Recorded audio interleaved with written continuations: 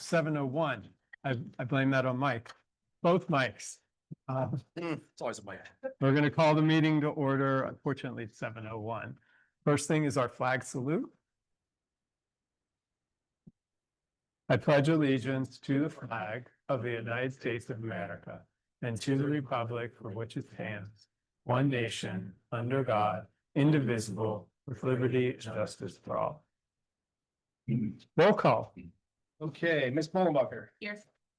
Mr. Chamlin, I'm here. Mr. Choate is absent. Ms. Compatello, Here. Mr. Hof. Here. Mr. Oliverio Here. and Ms. McCallnick. Oh, here. Mayor Perry here. Solicitor Anna here. Jose, thank you. Engineer Keenan here. Director Tedesco here, and myself, we do have a quorum. Great.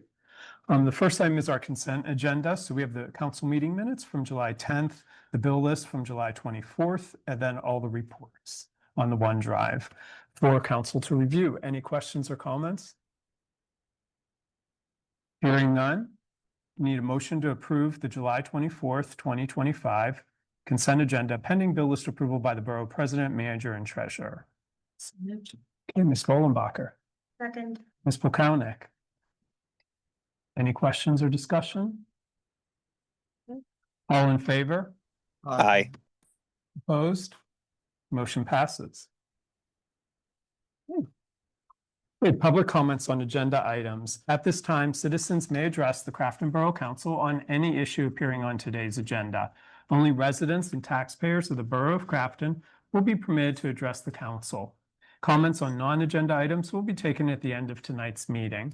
Speakers will be permitted to speak for a maximum of 3 minutes. Groups of people will be required to designate a spokesperson to represent them before the council, who may speak for a maximum of 5 minutes.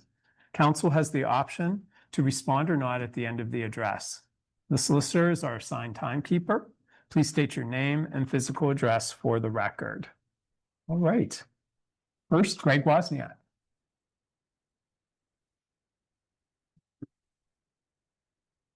Object 1773 Bar Avenue.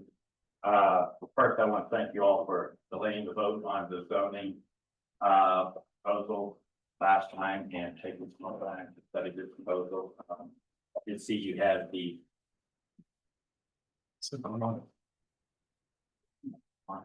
I might not. There you go. Yep. I did see that you were able to squeeze in a public engagement or information workshop. I think Jen did a bang up job of going over all the zoning items that we've gone over many times, but she put it all together in one continuous form. So that was very informational for most of the people.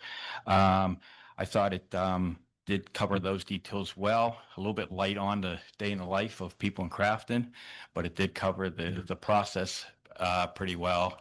I do have a few things that I'm not going to discuss tonight about it, but maybe I'll get in touch with you later on.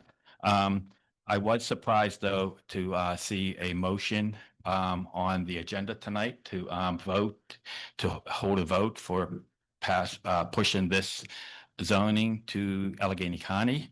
One of the big reasons, several reasons are, during the information workshop, Jen had mentioned that there will be another open room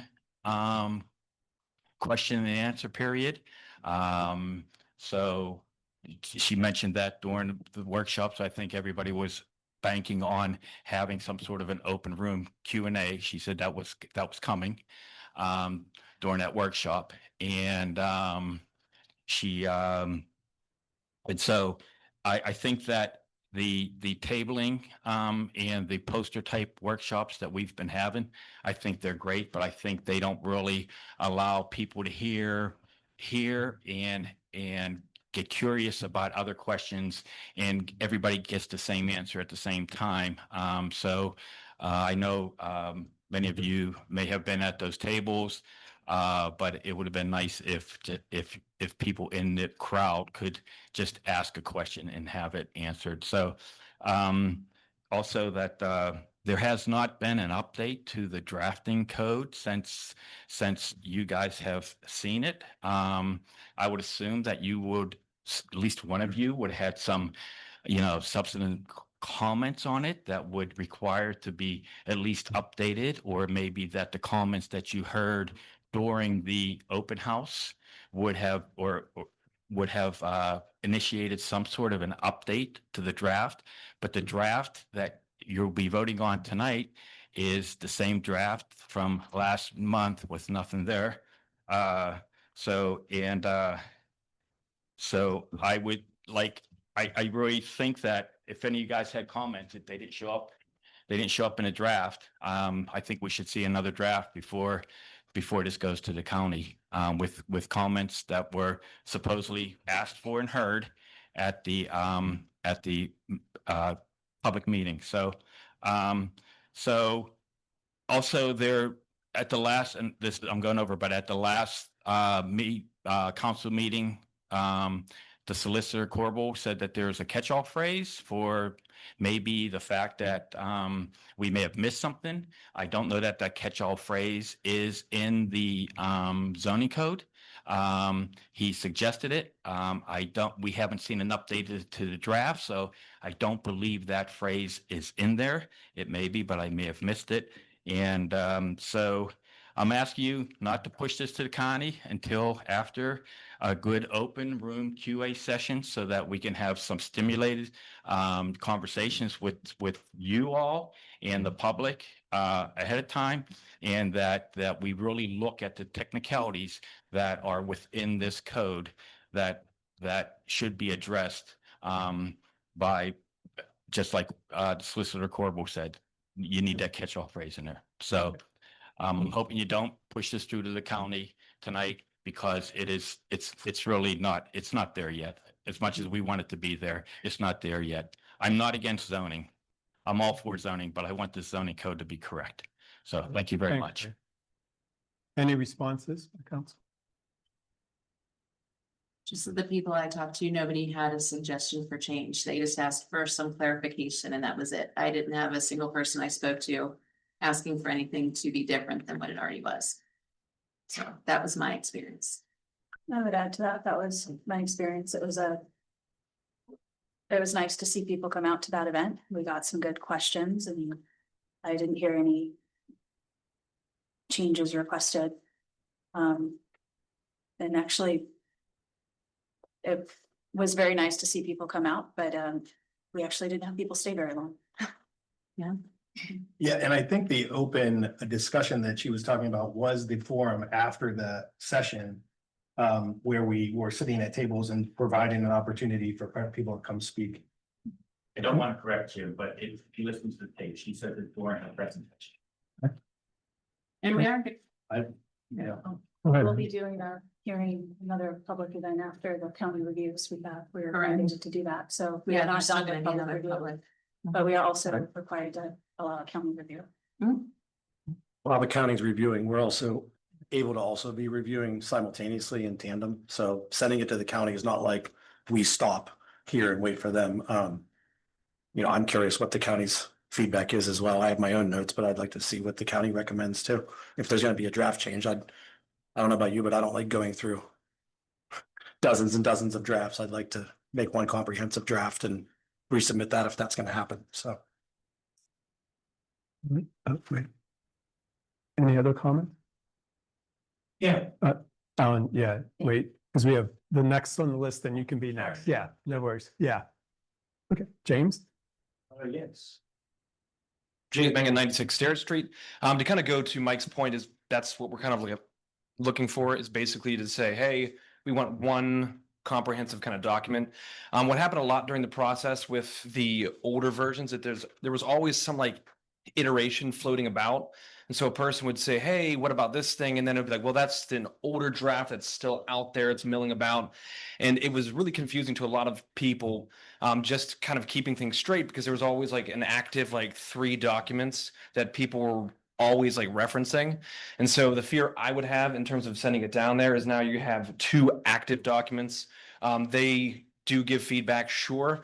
But you want to make it clear to the people like, hey, nothing's being sent just yet. This is the document, right? We're going to weigh in on this and then send that down. If we have kind of two things floating, I get the ease of use kind of feeling, but to me, it's just more of the same thing. Is we would end up kind of like, oh, you're talking about this draft, but we're referencing this draft, or flip that around. It's like, oh, no, but that's just a, like a guiding document. That's not this thing. And people kind of get lost in that like shell game a bit. So I would say as nice as it would be to say, hey, let's do both things at once. Just given the history of this like project, it just kind of makes more sense to say, hey, let's just do the one kind of clear cut thing. That way citizens know exactly what they're weighing in on, right? This is the one document. There's not another thing floating out there. There's not another iron in the fire there. And that's largely what I would say. Also, if you do vote tonight, I would urge a roll call vote, just so people have like clarity. Okay, thank you. Thank you. Alan?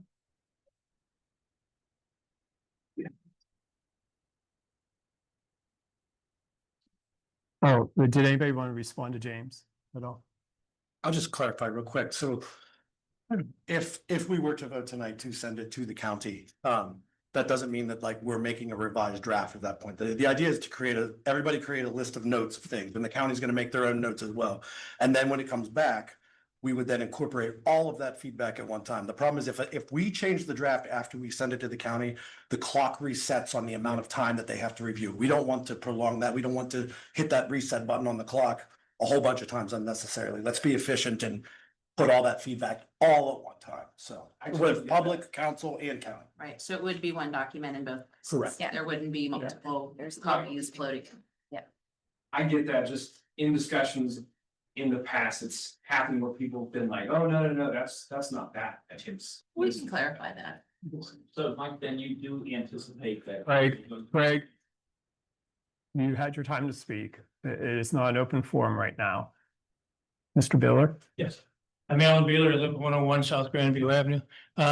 Couple things. One is, first of all, I want to second Greg's comments about the presentation that Jen Easton produced. It was really helpful.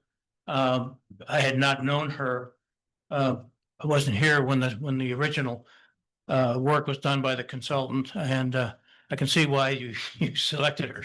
She was excellent and did a great job. I don't recall the question or the comment though that she supposedly made regarding answering questions. So I thought that was referring to the subsequent session with a sit down with the members of council and borough manager and so forth. That's what I recall anyway. Regarding whether there's a final document that people didn't see, there was a call for that in, if I recall, May. That document was then produced, the final version of the draft zoning code.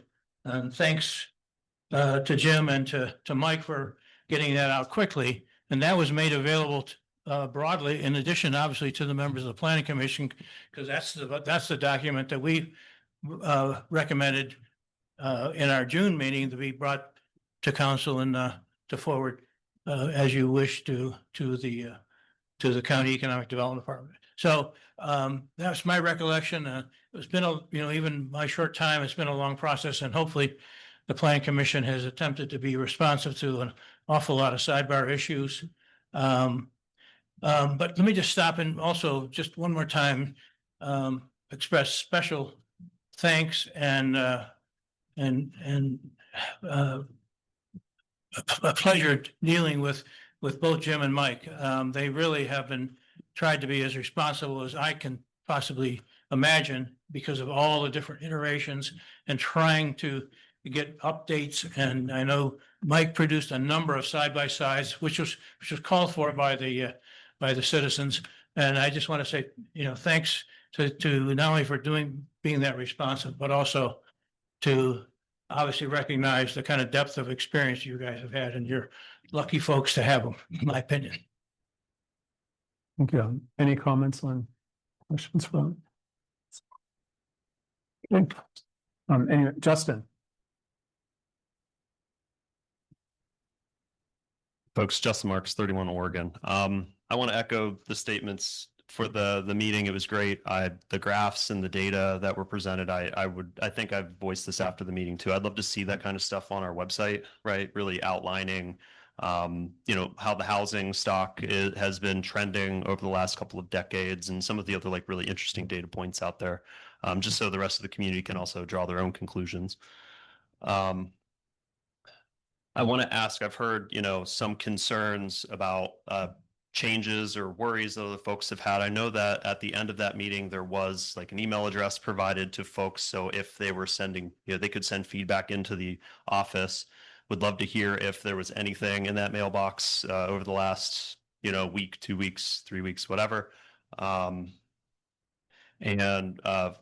fourth, the sending it to the county. So I think sending it to the county makes sense. I agree. I think parallelizing some of this work makes sense given the windows that you're going to be dealing with.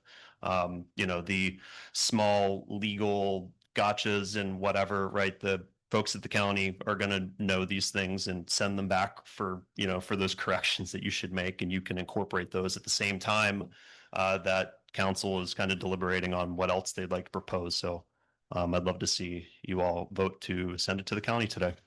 Thanks. Thank you, Justin. Any comments? Justin? Just to clarify, I know you acknowledged it, but verbally, did we receive any emails to our zoning hotline? None that were forwarded to me. Were any forwarded to you? No, so we didn't receive any. Okay. All right. Anybody else in the audience? Corey? Hello, everybody. Corey Roma, West Steuben Street. I wanted to echo what everybody else said. I was at the forum and it was very well put together and very informative, especially the part about how there's only been 3 houses built in Crafton within the last 10 years, one of which is being proposed now. I also wanted to echo what Justin said. I think moving it to the county, the next step is the right move. It will give us the ability to see what their notes are and finally get this last segment of the progress done and underway. So I hope that you pass it on to the county, and thank you for your time. And thank you all for coming out to the forum. It was really nice having Borough Council and all of the officials there to answer questions and stuff like that. So thank you all. Cool. Okay. Thank you, Corey. Any questions or comments before? Okay. Anybody else? All right. Anybody online, please raise your hand. Nicole? Okay, Nicole. Hi there. Can everybody hear me? Yes. Thank you. Nicole Curvin, 184 South Grandview. I would also like to thank council for holding the public event, but I do have some comments about that. At the public zoning event, you might not have heard any changes requested because that opportunity was denied many of us when the online portion of the meeting was deliberately shut down after the presentation. So in order to ask my questions, because I was in attendance online, I had to get in the car and drive to the event, which made me late. And that was a physical challenge for me. I was in a wheelchair for 3 years, and I have to take more medication when I have to do things like that. So, not only that, we recently discussed in the last Planning Commission meeting on Tuesday the significant value of open Q&A and public comment because Alan suggested that public comments be suppressed. I'm very perplexed about all this because I'm curious what my fellow residents have to say always. And that's how I learn. And it's very hard for me not to feel excluded. And I think there are ADA rules about that. And to not see these actions as trying to suppress community engagement, inclusion, and interaction, I'd much rather have a public forum when there are questions so everybody can learn. And I felt that was excluding. And the other question that I have is, or that was a comment, but the question that I have is, did anyone have a chance to read the information I had provided, and do they have any thoughts about that? All right. Anything else, Nicole? No, that's it. Thank you. Thank you. Any comments on Nicole? Just that the email was provided, that was a way to ask questions. I don't think the intention was ever to not allow people to ask questions. I'm actually kind of offended that that would be the comment. And that's also not the only place that we've had public Q&A. I mean, we've had a million meetings, we've had workshops, we've had a bunch of different places where people could publicly ask questions. So I do apologize that that was shut down. I don't think that was the intent, but it also wasn't the only place that people could ask. Yeah, the reason why we shut down the video portion of the meeting on July 16th is because it just would have been a muffled mess. Hearing the room, the white noise of a bunch of people talking in a room, so it would not have come through well on Zoom. So that was intentional to turn off the video and to allow people to talk. And there's still the access to the email address, and they could call us or email us too generally. They've had a lot of access. Any other? Good. Anybody else online? Okay. First item is President's Report. Every meeting, again, construction projects are lighter now. However, they will get heavy. So patience as that happens, and the future will be much better in the end when they're all completed. Right, Mayor's Report. So it's been an exciting couple weeks with our new chief, and lot of activity going on. And I think what I'd like to do, there was one other thing before I turn my time over to let the chief have a couple of words. Many of us just came right before the meeting from the business committee meeting that was at Fig Tree, where they were introducing the new they call this a cling that goes on the windows. And the meeting was very well attended. The food was really nice too. And then we cut a ribbon to commemorate the new project. So anyway, nice work from the subcommittee, and the business owners that were there seemed to be pretty excited about it. And then I'd just like to give Chief Ford a couple of minutes to talk about how his first couple of weeks have been. Thank you, Mayor. I sent a project tracker to the borough manager and the mayor, and I'd be happy to share that with any of the council people that would like that. Wanted to kind of get their feedback on it first. It's a very general form. There's, I think, 11 things on there now. There's probably 20 things going on. So I tried to pick the top things that are kind of closer to being done, with the exception of one or two things. Just some things going on right now. I've been working with the borough manager and the mayor. We're going to be getting some police signage. I noticed the first thing when I came here was we do not have any signage designating where the police station is at. So we have, fortunately, one of our companies here that's local is going to be doing that. After tonight, they'll be in the process of producing that. We'll have borough signage and police signage in the hallway when they come in, directing them to the proper floor. And then when you go to the front window, there's going to be something that designates as Crafton Police Department. And we'll have a permanent metal sign outside by the door. So a lot of times when people come in, they're just unaware of where to go. We get people from the magistrate's office, everything going back and forth. So that was something that was a pretty easy fix, and I was happy to work with a local business to do that. So they have some really good designs, and so that'll be forthcoming hopefully within the next couple of weeks. One of the big projects that's going to take a long period of time is the evidence clean out. We have probably decades and decades and decades of evidence that have to be gone through. There are legal processes that reign what we do with that evidence in regards to firearms, drugs, money, anything else. So it's a very long and tedious process, but we are deep into it right now. Several officers working on that, including the custodial officer that's going to be permanently assigned to do that's Officer Withers.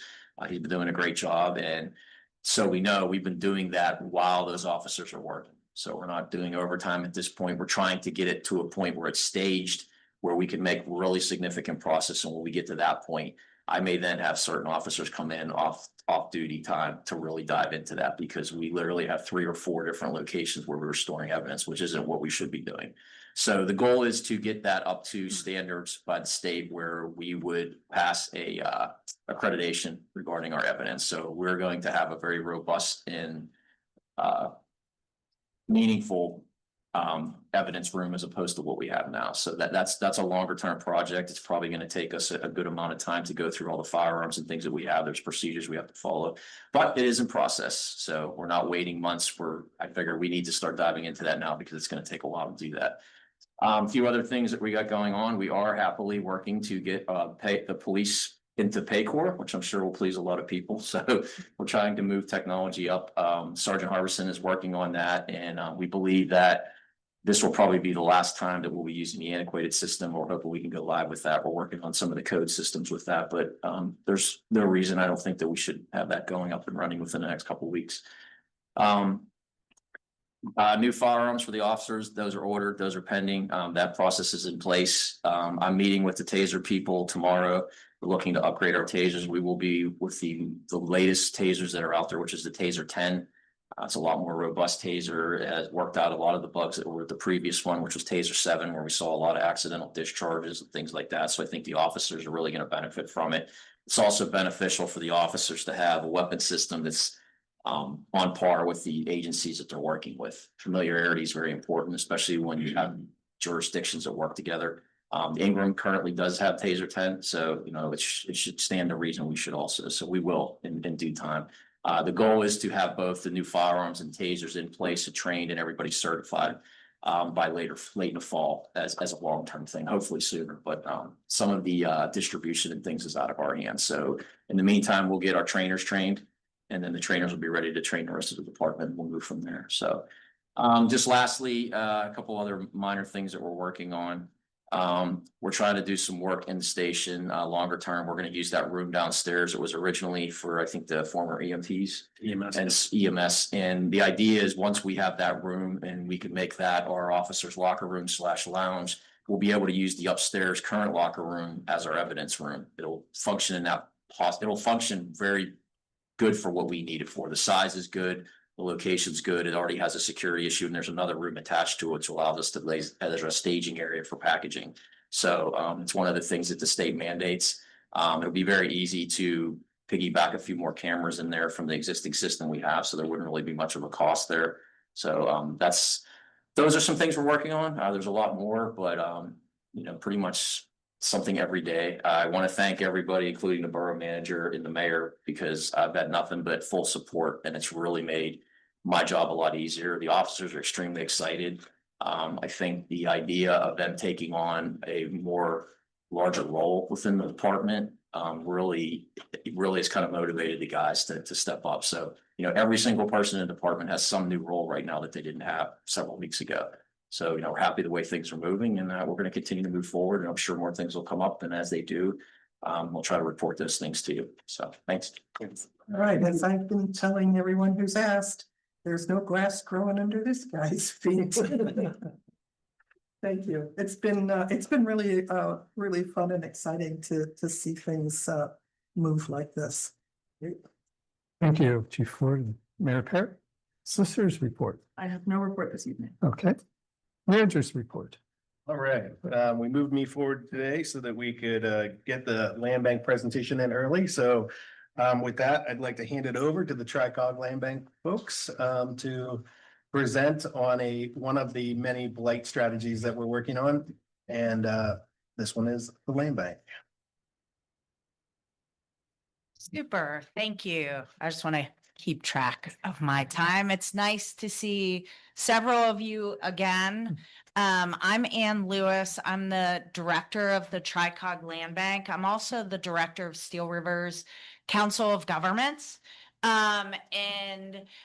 You should have in front of you my business card, Natalie Boydston, who is the director of program operations, a flyer about some things that we did last year, and then a sort of PowerPoint presentation that I'll talk through pieces of this evening.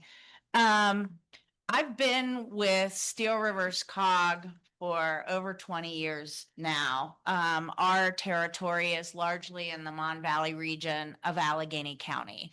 And the land bank was born out of a deliberate and requested focus on the problem of vacant, blighted, abandoned properties. that largely stem from population loss and are really prevalent, very prevalent in the Mon Valley. And so at that time, 2010, actually, we started looking in a very focused way, starting with our footprint. And we learned a lot of things in that work because there were all of these laws that were being churned out. Actually, a colleague of mine is retiring. She helped with 17 of those laws. It was a very active time in the state legislature. The Pennsylvania Land Bank Act was passed in 2012 and really put into effect in 2013. It was signed 2 days before Christmas. But we knew that there was no dedicated funding. And as COG directors, we realized that if we were going to ask municipalities to pay for an intervention, we needed to sort of understand what they were paying for. And that's why we started looking at the problem of blighted properties. And we learned that coincidentally, the places that were most heavily impacted were not the most distressed. Their property values had already been devalued. The most impacted communities in the current day are communities that are sort of middle market communities, very much like Crafton. Because what we looked in our own footprint, and then we looked countywide, and we found that blighted properties in poor, very poor and unsound conditions were in places where we knew they were, but they were also in places where we didn't really realize that they were. We learned that 25% countywide of residents were within 150 feet of a property that was blighted. May be occupied, may not be occupied, but it was in poor, very poor, unsound condition. And we learned that the financial impact to the property owner was the biggest hit. At minimum, it's 15 to 17%. In a community like Crafton, it could be as high as a third. Because in a community like Crafton, people have the economic means to go buy a house in the same school district, in the same community, just on a different street. And so these are responsible property owners whose properties and their asset, which, by the way, is the most equity that middle-class Americans have it in their house is their home. So that was really the why of how the land bank came into being. It was developed to work alongside and in concert with a vacant property recovery program, but to be very different. And basically what the land bank does is it is a legal tool that should work in lockstep with code enforcement, with conservatorship, with any of the other initiatives you have going on. What the land bank can do is it can go in to a property that is unoccupied and abandoned and intervene. We have special legal power under the state. We can go, we can take ownership of that property, we can clear title so that that property can be, and the solicitor can jump in at any time and kind of explain this in detail to you if you'd like her to. But we clear this title such that the property will qualify for title insurance, which means when somebody buys it at the end of the process, they have an insurance policy that protects their financial interest in the property. A lot of properties that run through sheriff's sale that have clouds on the title, they're not insurable. So that's one thing that we do. So we come in, we clear this title, and then we take extreme care to find a responsible buyer for this property. And we vet them. So, and then we sell the property, it returns to the tax rolls, and then we do it again and again and again. And that's essentially what the land bank does. Where we find our benefit is we've grown, our organization was formed in 2017. We have now, Natalie can tell you off the top of our head, in our property pipeline currently, we have 241 properties. We have sold 95. We have another 11 that are waiting to close. So we've done enough of those that has enabled us to understand, first of all, what a land bank is, how we can most effectively do that work. Additionally, it has given us the time and the opportunity to find partners in this space, affordable housing developers, responsible property developers, private property developers, flippers, right? Not all flippers are bad. There are property investors who are local businesses in our community who take ownership of these properties, they renovate them, they sell them to an owner occupant, and then they move on to the next one. They pay tax dollars in your community and you have an owner in your property. And so that's essentially what our organization does.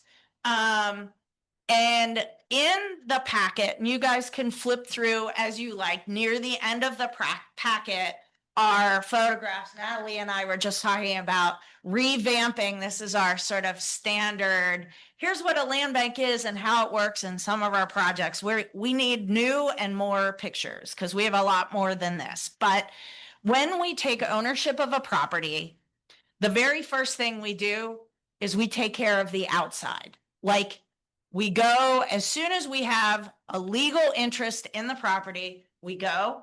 It's usually the first time we get inside. We break in, we check it out, we document what's there, we secure the property, and we put it on our landscaping roll. And so the first set of pictures is honestly like, this isn't the worst of the worst, guys. This is the typical property. This is a house in Turtle Creek. You know, we have the landscaping company come out, they bring out the brush hog. Do we have the PowerPoint to show? It's right in front of you. I know that. Yeah.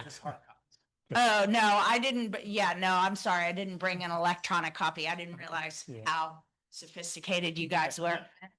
We usually do this old school. My apologies. We can post, I mean, Yeah. we can Yeah. get. Yeah, I can send Jim these slides, no problem. And so, you know, we take care of the outside. The other thing we do, maybe not on day one, but pretty quickly with every single property we own, is we have our junk removal guys clean it out. The next photograph on page 10 of your handout, this is also a typical property. We feel it's a good day when Natalie fits between the stuff and the ceiling. She's a small person. But we do that for every property. Some of our properties, many of our properties, we sell as is. Some of them, not many, some of them will go directly to an owner occupant. Usually our properties are a little rough for a typical owner occupant, for us to be the direct to sell directly to an owner occupant. And that's where we've learned developing relationships with private developers, which is on page 12. This is one of our first relationships. This is a fellow who works almost exclusively in and around the city of Clairton. And he buys properties from us. We developed a program where most of our communities prefer owner occupancy as a disposition. So we will reserve our properties for the first 90 days once they're ready to be sold, where two people can bid. One, an owner occupant, and two, a property developer who is willing to escrow money and commit and sign a legal agreement saying, I commit to renovate this property and sell it to an owner occupant. And they escrow money, and when they renovate the property, develop it, and sign to an owner occupant, and that is verified, we then release their escrow. And it's been a great program because, like I said, a lot of our properties are pretty rough. And additionally, promoting to owner occupants, we've also learned that in many of our communities, naturally affordable housing is an important thing. And so our Reno Light program is a response to that. Some of the properties that we get that are not so far gone, we can do some light renovations. We can make them safe and habitable. We make sure all the utilities on. We make sure that they have appliances, that they will pass an occupancy inspection and qualify for someone to move in. Maybe the toilet is pink, right? Maybe the tile is powder blue. You know, it may not be our contemporary style, but the toilet flushes and the powder blue tile is intact. And these are properties that we can sell directly to an owner occupant. They are naturally affordable. That occupant can move in, and if they like the pink toilet, rock on. If they prefer a nicer toilet, they can buy one and build their own equity in their own home. And that has been a newer program, maybe 2 years old-ish. And we've done a handful of those properties. So those are some examples of the things that we do. We vet every buyer, regardless of the disposition, whether it's directly to an owner occupant. Some of our properties, not many, actually 70%, at least 70%, currently our records are showing end up in the hands of an owner occupant. But some of our properties, that remaining 30%, these are property investors and rentals. Regardless of the disposition, we vet all of our buyers. They have to be compliant. They have to be paying taxes. If they own any other properties, those properties, not only do they have to be up to date on all of their real estate taxes in every jurisdiction where they own properties, they also cannot have outstanding code violations in order to qualify to even apply to buy our house, any of our houses. Additionally, we vet them both in terms of their finances and in terms of their capability to do a renovation. If you're, somebody walking in the door and you have barely enough money to meet the purchase price, and our internal estimate says this property needs $75,000 worth of serious work, and you've never done that before, your likelihood of buying a property from us is pretty low. We want to make sure that our buyers have the financial and technical resources to carry out whatever redevelopment plan they say to us they're going to do.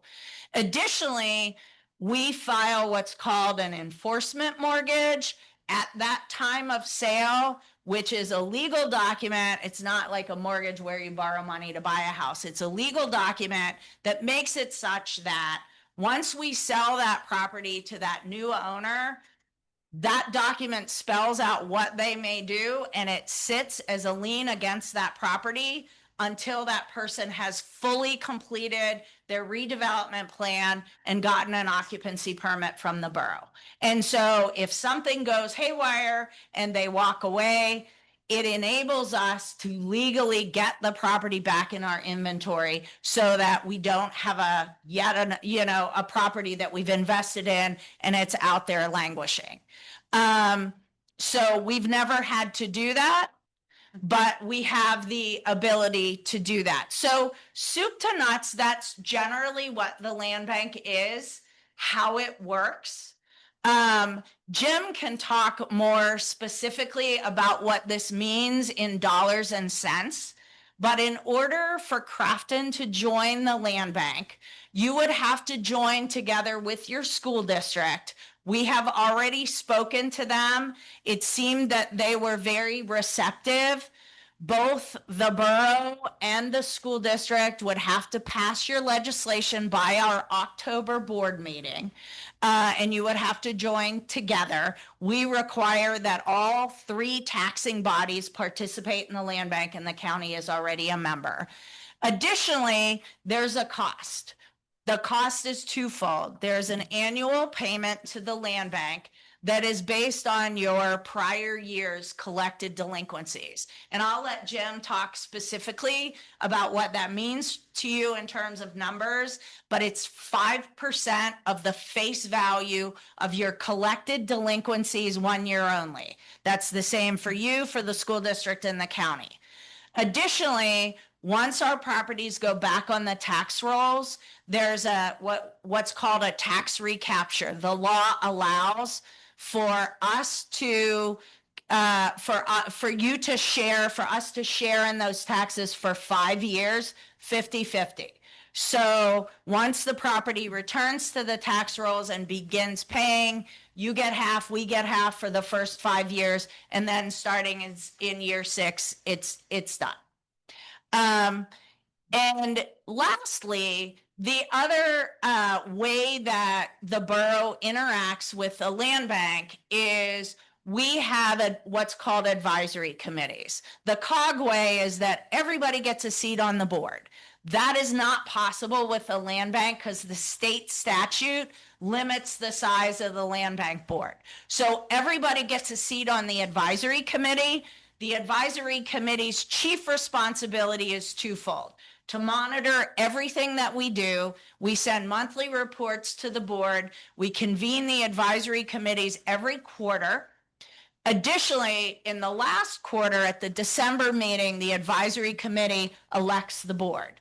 The board is 9 members. It has 2 seats for municipalities, 2 seats for school districts, 1 appointment by the county executive, a resident who is not an elected official, and then 3 what we call qualified professionals.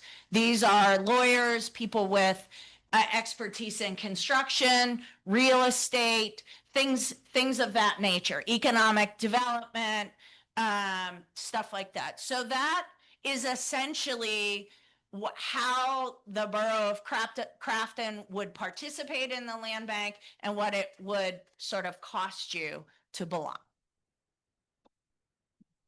Any question? Can you, thank you for all of this. Can you just repeat the cost, because I couldn't write everything down fast enough? Absolutely. It's on this page here. Yeah, it is the 3 things that you agree to. And I realize now that I said 3, I skipped over one of them, which is and that's usually the no-brainer for everybody. And that is, you recognize that any past debt is past. We are not using public money from the land bank to pay for an irresponsible property owner who may owe 30 years of taxes. We agree that that is done, and you give us our intergovernmental cooperation, and a part of the legislation that you would pass gives us the authority to discharge that on your behalf. But that's on page 7. And Jim, I think, has contacted your delinquent tax collector and can give you a sense of annually what your payments would be. But for municipalities, it's usually not a whole lot. Yeah, it averages under $5,000 a year. So, so that's the delinquent tax, and that based on average. So, okay, you're saying that's the delinquent tax that we collect. Yep. And then our fee to the land bank is the percentage? 5%. Percent of that. Well, exactly. Okay, So just making it clear to everybody Yep. that we're talking almost pennies. yeah. Okay, Well, no, it's 5, the 5% of the 5,000? no, 5% of delinquent of one past year is about 5,000. Oh, okay, Yeah, that's yeah. what I wasn't sure of what you were Yeah. saying. Yeah. Just to help you understand what that means, the legal costs to acquire a single property, regardless of its size or shape, is about $5,000. That's what it cost us to do the conservatorship already. So just having us do it costs at least 5,000, and that's not doing any of the work. Yeah. Yeah, so 5,000 gets you a fully insured title, roughly. And that's sort of our legal costs. But what it means is that your staff doesn't have to do that. You're essentially paying us to do it. And what I can tell you is our most successful municipalities are the ones that are very active and work in partnership with us. And the fact that you have more than just a borough manager looking at these issues suggests to me that Crafton will be one of those places that sends us a lot of properties to look at, which means we will probably acquire more properties in Crafton than we might somewhere else that's not quite as active. And we have some municipalities that are perfectly fine with that. They want us in their back pocket should they need us. You mentioned the legal fees and the legal process that you take care of for conservatorship. In the event that a blighted property owner were to come back and fight that, who assumes the legal liability and risk? Does the We do. bank? You do. Okay. Yes. Great. Yep. Perfect. It's all us. You basically say, here is our list, and we go after it. We are not successful in everything on that list, but what we have had is communities give us a list, we target a property, and magically the owner appears and pays up. And, you know, and so we've done that. We've also been in places, we have a conservatorship that's been playing out for quite some time, costs way more than $5,000 at this point, but it's in a relatively affluent community. And the owner is known and has been irresponsible, and sheriff's sale didn't work, you know, that code enforcement didn't work. Conservatorship is still playing out despite federal appeals and all kinds of stuff. And we're still there. We were appointed conservator and we're working our way through. So that's, I mean, and that's what we're really set up to do. That is the exception and not the rule, but that's what we are committed to do. And we supplement our revenue with grants as well. It varies, but this is a good time for you guys. We're in a current campaign with our local foundations. We have a fundraising goal of $3 million to kind of seed and beef up our land bank. So you're joining the land bank helps us leverage that support. We have federal appropriations money right now to do permanently affordable housing in McKeesport.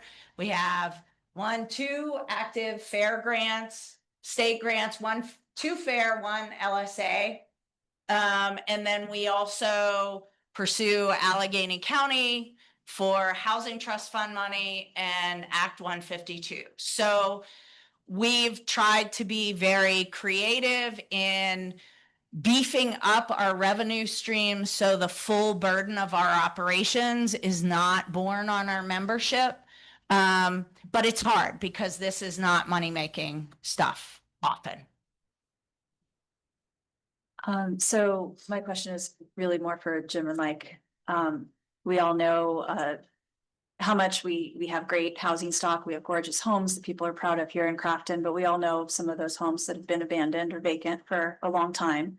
And some of the homes that we've been, asked over the years to demolish, and it takes time for us to get the money and resources to do those demos on some of our homes that are crumbling. So my question is, do we have an updated number of how many properties are currently classified as blighted? I don't think we have an exact number. We have a general number because it changes all the time based on, people. For example, one of the at the planning at the zoning event, we showed one that we thought we were going to have to knock down and flipped because someone got in there and redid it. Actually, it hasn't sold yet. They might not be selling it. They might be renting it. They might be living in it. I would say it's probably realistically between 10 and 20 buildings that could 10 definitely that could go in the land bank. I would say maybe another 10 that are possible. And just to be perfectly clear, because managing expectations is a part of the job. Planned demolitions are not typically properties that are good candidates for the land bank. The best candidates for the land bank are properties that have complicated legal issues, which make them much too difficult to be handled on the private market, but they don't have a hole in the roof and they're not ready for demo. Because in my experience, even in a healthy real estate market, new construction is cost prohibitive. And so once that house comes down, you've got a vacant lot. And so our bread and butter is really built around, and our best value is really built around those houses that are empty, deteriorating the surrounding neighbors, deteriorating themselves, but they are not yet taking on water such that they have to be demolished. Like, we will not take a planned demolition without something else in place, because it's not a good use of our resources, because it costs us the same and it brings you very little return. A house and a new family with wage earners brings you a much greater return. Houses that are vacant or starting to fall into disrepair but can still be saved. Correct. That's what we look for. And a lot of times we have a lot of ways we can acquire them. I mean, I don't want to take up too much time, but we've worked with lots of families where someone has died. The family comes in and they're like, oh, we didn't realize that grandma owed about $50,000. And they're like, can't we just give it to you? Well, they can. And we can take it and we can handle all of those taxes and that debt so that it doesn't get vandalized. And then we take care of all of it. We take care of grandma's stuff. We take care of all of it. Okay. And if there are any follow-up questions for me, please reach out directly or through Jim. We go back a long time. Thanks. Thank you. Thank you. Ann. Okay. Thank you, Ann, for being here. Continue my report. The budget process is starting. I've been meeting with department heads. I've already met with the volunteer fire department. We're meeting with Public Works tomorrow. The chief and I have talked a little bit, but we're going to sit down once he gets a little more ingrained. We'll talk. And then the schedule moving forward in August, we're creating a draft budget and decision options. At the August 21st meeting will, is that right? It's not an August 21st meeting, isn't it August 28th? Because the August meeting is on the 14th. This is incorrect, actually. It's August 28th. Sorry about that. The council will get the first draft and decisions introduced, and then the workshops begin in September. So we'll have 6 p.m. workshops before every meeting until we get a budget passed. And we do have to still reschedule the Thanksgiving meeting. All right. Trail study, survey responses. I added something to this. They're not posted online yet. They will be. I added posted online soon, and they must have gotten deleted. So they are not online yet, but I will be doing that either tomorrow or on Monday. So apologies for that incorrect information there. And the next meeting is actually Monday, July 28th regarding that. And we'll be looking at alignments of the 2 trails, the 2 main trails of that study, which are the Baker's Acres Trail and the Creekside Trail. And then also just talking to the committee about how those alignments look, and then other potential alignments that we're going to be considering. And then next on my agenda is the non-discrimination policy. This is a resolution that we've created. Non-discrimination policies that EPA has that is required for funding provided to the borough. This is for the Broadhead Sewer Separation Project. It requires the borough to have several non-discrimination policies in place. These policies include non-discrimination in employment and borough-sponsored activities. and providing accessibility for those with limited English proficiency and hearing and sight impairments. It also sets a grievance procedure and appoints a civil rights coordinator and an EPA compliance coordinator. Council President John Oliveira sent me notes yesterday to change in the resolution, so I will suggest that we make two small changes in the resolution. And that is one, changing it so that I am not the only civil rights coordinator, but that I have a backup or a alternate in case I am the case of the if I am the subject of a claim. We wouldn't want that person to have to come to me. So we'll add that. And I don't know if you want to make a suggestion. Yeah, my recommendation would be the vice president of council to be in that role. And do you want that stated by position or do you want it stated by name? No, by position. Okay. Yeah, definitely by Okay. position. And then the other, what the other change was for the rules? Contact information. Oh, the contact information will be updated. So with those two changes being made to that resolution, I'd like to ask for a motion to adopt resolution 2025-12, setting non-discrimination policies for employment and borough activities, creating a grievance procedure and appointing an EPA compliance coordinator and a civil rights coordinator, not a civil tights coordinator.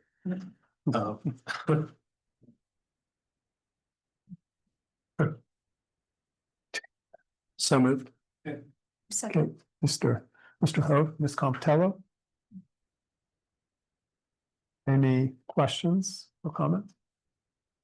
So the civil rights coordinator will be the borough manager with a backup civil rights coordinator in the event that there's a conflict with manager, and the EPA compliance coordinator would be The borough secretary. Versus- Carissa. I think in the resolution, we should probably say also appoint a civil rights coordinator backup. Okay. Um, A civil rights coordinator backup or the EPA coordinator? No, civil rights, which Oh, would be the vice president of the council. We will say that. do we need to Yes. make any amendment Mike would. Yes. to amend the motion Yeah, to identify a Yes, backup? thank you. Yeah, motion to amend. Say that for me one more time. I'm getting tongue Amend twisted. the motion. Amend the to motion to Coordinator and a backup. a civil rights coordinator and an alternate, Yeah, that's which would be the council vice president. Correct. Okay. Do you second that, Ms. Compitello? Second. Okay, any other questions or discussions? Hearing none, all in favor? Aye. Aye. Opposed? Motion passes. Thank you. Next on the agenda is the repeal of the EEO board ordinance. So this is an ordinance that will repeal the Crafton Borough Code, Chapter 95, discrimination. Basically, it was appointed in 2020, and because the Pennsylvania Human Rights Relations Commission is much better at handling these types of complaints. We have not received one since I've been here. I don't think we've received one since this board existed. But this repeal of this ordinance will be considered at the August 14th meeting. So that will be, it will be advertised and then posted for that meeting. And with that, that is all I have. Okay. I have a question about that. Yep. Do other communities?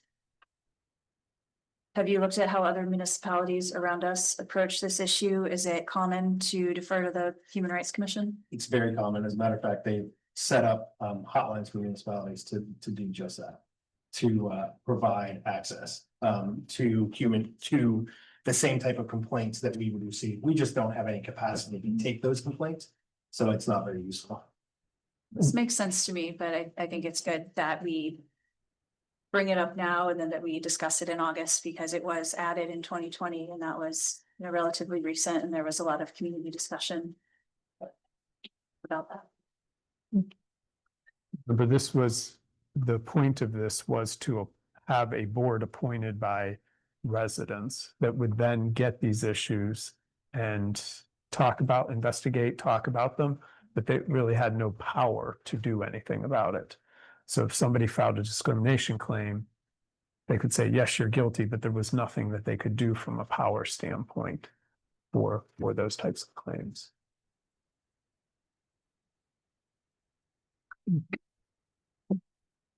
All right. Engineers report, Mr. Keenan. Good evening. First item is the Broadhead Sewer Separation Project. The update with this is that its anticipated construction start date is August 4th. And we are having our pre-construction meeting tomorrow, the 25th. Next is the Perrine Street Sewer Project. Remains the same if it's ongoing, but currently it's still in the process of obtaining a resolution of taking from the city of Pittsburgh. Next is Ewing Road. Still planning on meeting with the affected residents on Ewing Road. Still don't have a defined date yet for that, but Jim and I attended a site meeting on Tuesday with the Allegheny County Conservation District about the dirt, gravel, and low volume road grant that they have offered and its potential with this project. I think we realized that after talking with her that the opportunity is not as great as we thought. I think she said that there was only about like $95,000 this year available in the program for any projects like this. We also reviewed the traffic counts from the radar sign that we had up there along the road recently. And as a result, we determined that we were going to seek out a new estimate from Gateway, more of like a minimalistic estimate that seeks out fixing the immediate issues in the road where it's subsiding, as well as adding drainage improvements around those immediate areas. Yeah, just to clarify too, we were planning to have a meeting the first week in August, and we talked to the infrastructure committee about that. But when we did get the traffic counts in, even from the busiest days at CIT, they were much lower than we anticipated. And it made us look back and say, wow, either one of these projects are, either one of the two alternatives or several alternatives might have been overkill for what is actually happening down there. The traffic counts never reached over 250 for a whole day. And the 15 or so properties that are down there, themselves, when there's no game down there, generate about 70 of those trips, 60 to 70 of those trips. So the number of trips was far lower than we anticipated with the complaints that we've received from people going to those games. I'm sure right before a game, it feels like there's a lot of traffic, but there's really not. In fact, because of the lowness of the count, we still qualify for a low volume road, which is very low volume. Less than 500 trips a day is an incredibly low volume for a road. And so it's making us revisit some of the assumptions that we made early, because we didn't, both of us anticipated that number being significant. So. Next item is the sewer separation project, C20. Currently, the project is at Linden Avenue and Steuben Street intersection.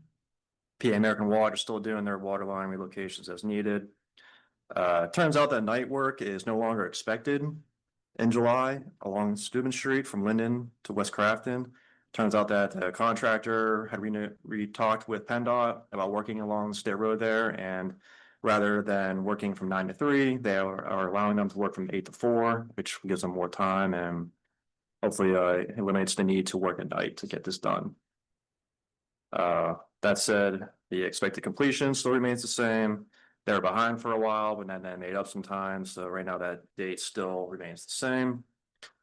One of the issues regarding this project was a pool water developing at the southeast corner of the Steuben and Duncan intersection at the ADA ramp. This turns out this was a problem for 10 years or so, but right now it's in the works to rebuild the ramp and modify the asphalt in front of it to provide proper drainage to the nearby inlets on either side of that ramp. And right now, up to this point, some survey has taken place to get the fine details and the grade there, and will be used in the design of a new ramp.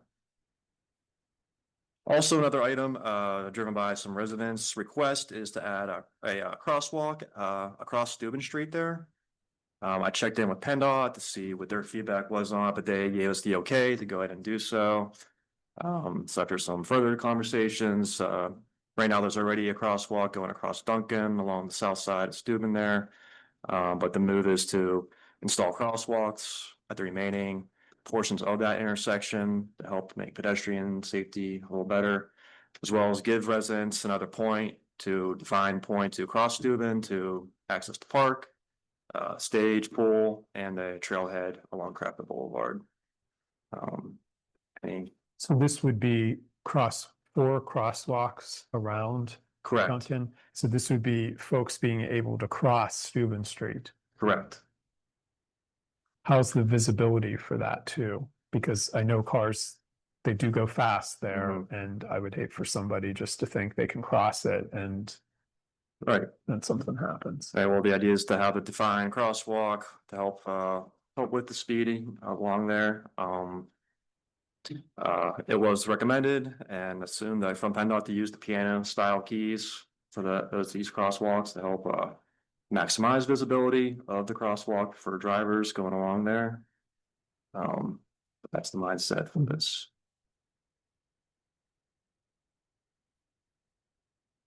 Any other comments or? Is it standard one across to have, I mean, there'll be the signs too, so it's not like, you know, you have the keys across the middle of the intersection, but there's also signage, right? That's like standard, they go hand in hand. We can, yeah, along state routes, yeah. Yeah. Yeah. Crafton, or PennDOT has come to us before.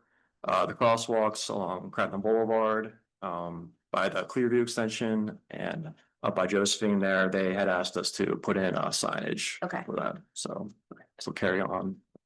So right now, the only crosswalk over Steuben is the Linden one. Mhm. Right. And you're not near the stoplight either, the other way. So it's just the Linden one. I think so.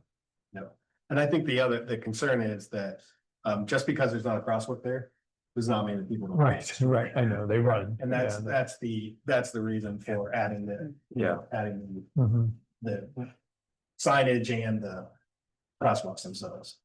And is there sufficient lighting too? So at night, when people are maybe just trying to cross across there, and then if there's not enough lighting to see the people doing that. I'll have to check to see where the streetlights are Yeah. along there, but good point.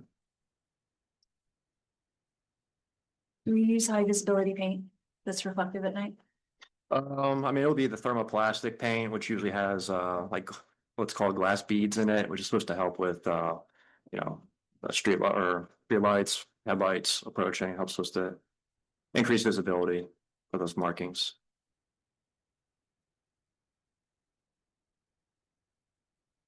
Good. Next item is the Public Works Building that is ongoing right now. The general contractor, MA Dunn, they have completed the underground conduits and pipes for all the interior utilities in the ground. And the subcontractor installed 3 of the massive garage doors that are going on this. And there's also ongoing coordination between the plumber, electrician, and Duquesne Light for working with the Public Works Department on installing these site utilities. Next is the Steuben Linden intersection improvements. Duquesne Light was out there yesterday to connect the old service with the new. I was out there didn't seem to be any issues. But the general contractor was also there and they installed the new street light or street signs on the poles. And they also removed the last traffic pole, which held on to the old service. Still some cleanup issues with the intersection. Within the next 2 weeks, the contractor plans on getting rid of the remaining pole foundations and also installing a final 88 ramp at that intersection. Moving on is the Linwood Noble Parks. This is an ongoing project. Right now, the update is putting together design estimates for the parks. Currently being developed to include both baseline and proposed improvements to be used for good, better, and best options. Looking to present this at the next infrastructure meeting. The baseline improvements are basically what is needed to acquire the grant funding, such as ADA parking space and improved accessibility to these parks. In addition to that will be proposed improvements such as playground equipment, park structures, benches, things of that nature, with different options, different price points, and can be used to decide what to select. Next is the 2025 Crafton CCTV program that's ongoing as well. Not much of an update here, but the contractor has completed all the areas that don't require the traffic control, property notices or parking notices. And they will be getting and moving on to the areas that don't require them next week and moving forward. They've been instructed to provide 3 days notice if that takes place. But I did hear from them that they were able to do a lot of these areas without having to provide no parking notices. So hopefully that continues. Next is regarding the Crafton O&M repairs project this year. It's a in-depth process with 3 different contracts, 3 different types of repairs.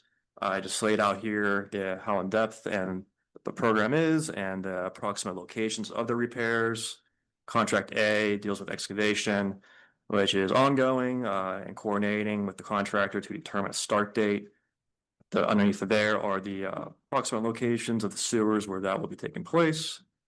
Contract B is the Larry, can you explain what those 3, what it actually means in layman's terms? Okay, so contract A, excavation, where the contractor will literally go out above the sewer's location, saw cut into the road, excavate, do the repair, removing the pipe, putting in new pipe, fixing the repair, backfilling, and then repairing the trench as needed. Contract B, the manhole to manhole lining, that work is not to begin until late summer or early fall. And really that incorporates the sewer between 2 manholes, putting in a new liner that goes in soft, it hardens, and essentially mimics the conditions of a new pipe going in rather than having to cut up the road itself. So this will prolong the sewer without having to do that type of excavation work. But underneath of that are the locations of the streets where the sewers are affected by this type of work. Contract C is the spot lining. The update I received is that there were approximately 10 repairs left and they were to be completed within the next 2 weeks or soon after. The spot lining is similar to the manhole to manhole lining, where they'll go into the pipe and they'll actually just place a smaller section of new liner. As you can see here below they vary from 6 foot, 8 foot, even a 10 and 20 foot liner repair. Not as in depth and long as the manhole to manhole lining, but similar. There's no questions there. Move on to the road paving and brick plan.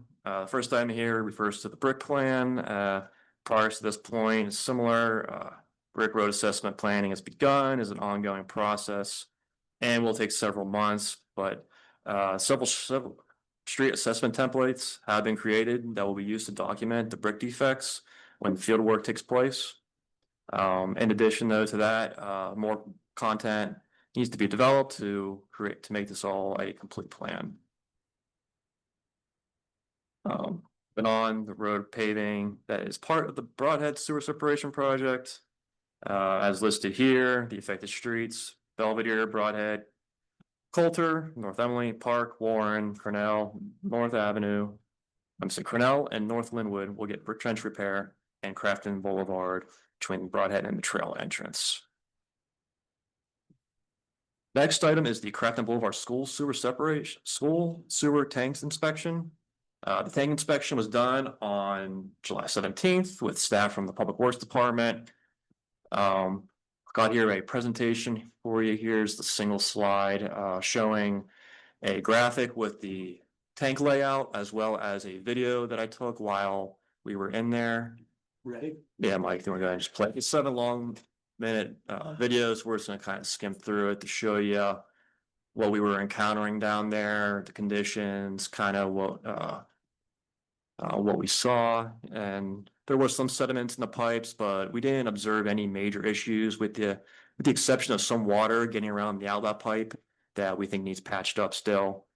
But as you can see here in the video, if you can see from the graphic, the orange circle, and it's kind of thin, but it's on the top right corner of the tank. That's where the video starts and proceeds along the green arrows there towards the yellow circle. Some areas had more sediment than others. But Safety was a concern, of course. Fortunately, most of the members on the public works are firefighters in the borough, and we were able to borrow some of their gas meters for this work.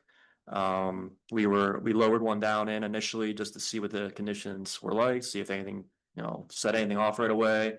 Nothing, and then we had another one with us at all times as we walked up and down each of the pipes, just to keep monitoring the situation at all times. But other than that, it was a really hot and humid environment. Extremely. I like to consider it or compare it to if water ever gets into like your headlight or taillight of your car, it kind of fogs up because the water has nowhere to evaporate out of there. Feel like this is the same situation. The hot water comes in there from being warmed up from the hot asphalt on the streets, and it ponds up and really just doesn't have a whole lot to go. I mean, any water that remains, all the residue, it just kind of sits in there and evaporates. There's no, holes really for it to go out of. So really humid environment, but something we're going to look into getting to do at least twice a year, hopefully, to do biannual inspections. Now we've done it once, literally got our feet wet in it now. But looking to continue doing this work throughout time. As far as getting this cleaned out, that's still being discussed. As you can see, there's not a whole lot in there. There are some areas that have some buildup, and this was built just a couple of years ago. I mean, you could probably go some more time without doing it, but might be something to consider getting done sooner than later, just because the longer you wait, the more sun will get in there and the longer the process will take. And a quote that we did get before is on a per day basis. So it's really, if we're to go down that road, it's a matter of up to them and when they'll get it done. Any comments or questions about this? Glad it went well. Thank you, me too. This is really nice documentation work, so thank you for doing that. It's really nicely done. No problem. This, because the video is very cool, of course, and this is all of the sewer projects, what this is, and basically the runoff from the store systems go from the stormwater goes right through here and goes out, and that's the point of all of this. So to actually see it, live. Correct. That's It was very, a very cool. good experience, and yeah. As much in sediment as you expected, or did that surprise you? Well, I was kind of surprised, since this is the first time we've looked at it, since the construction's been done, it kind of was expecting maybe a little more around the inlet pipe, just because any fine sediment or dirt left over from the construction might have gone in, but it's kind of, kind of surprised not to see a little more in there. It looks good. I mean, for the most part, right there's the outlet pipe. Wait, that's the outlet right there. Yeah, Mike, if you can go back just a little bit there.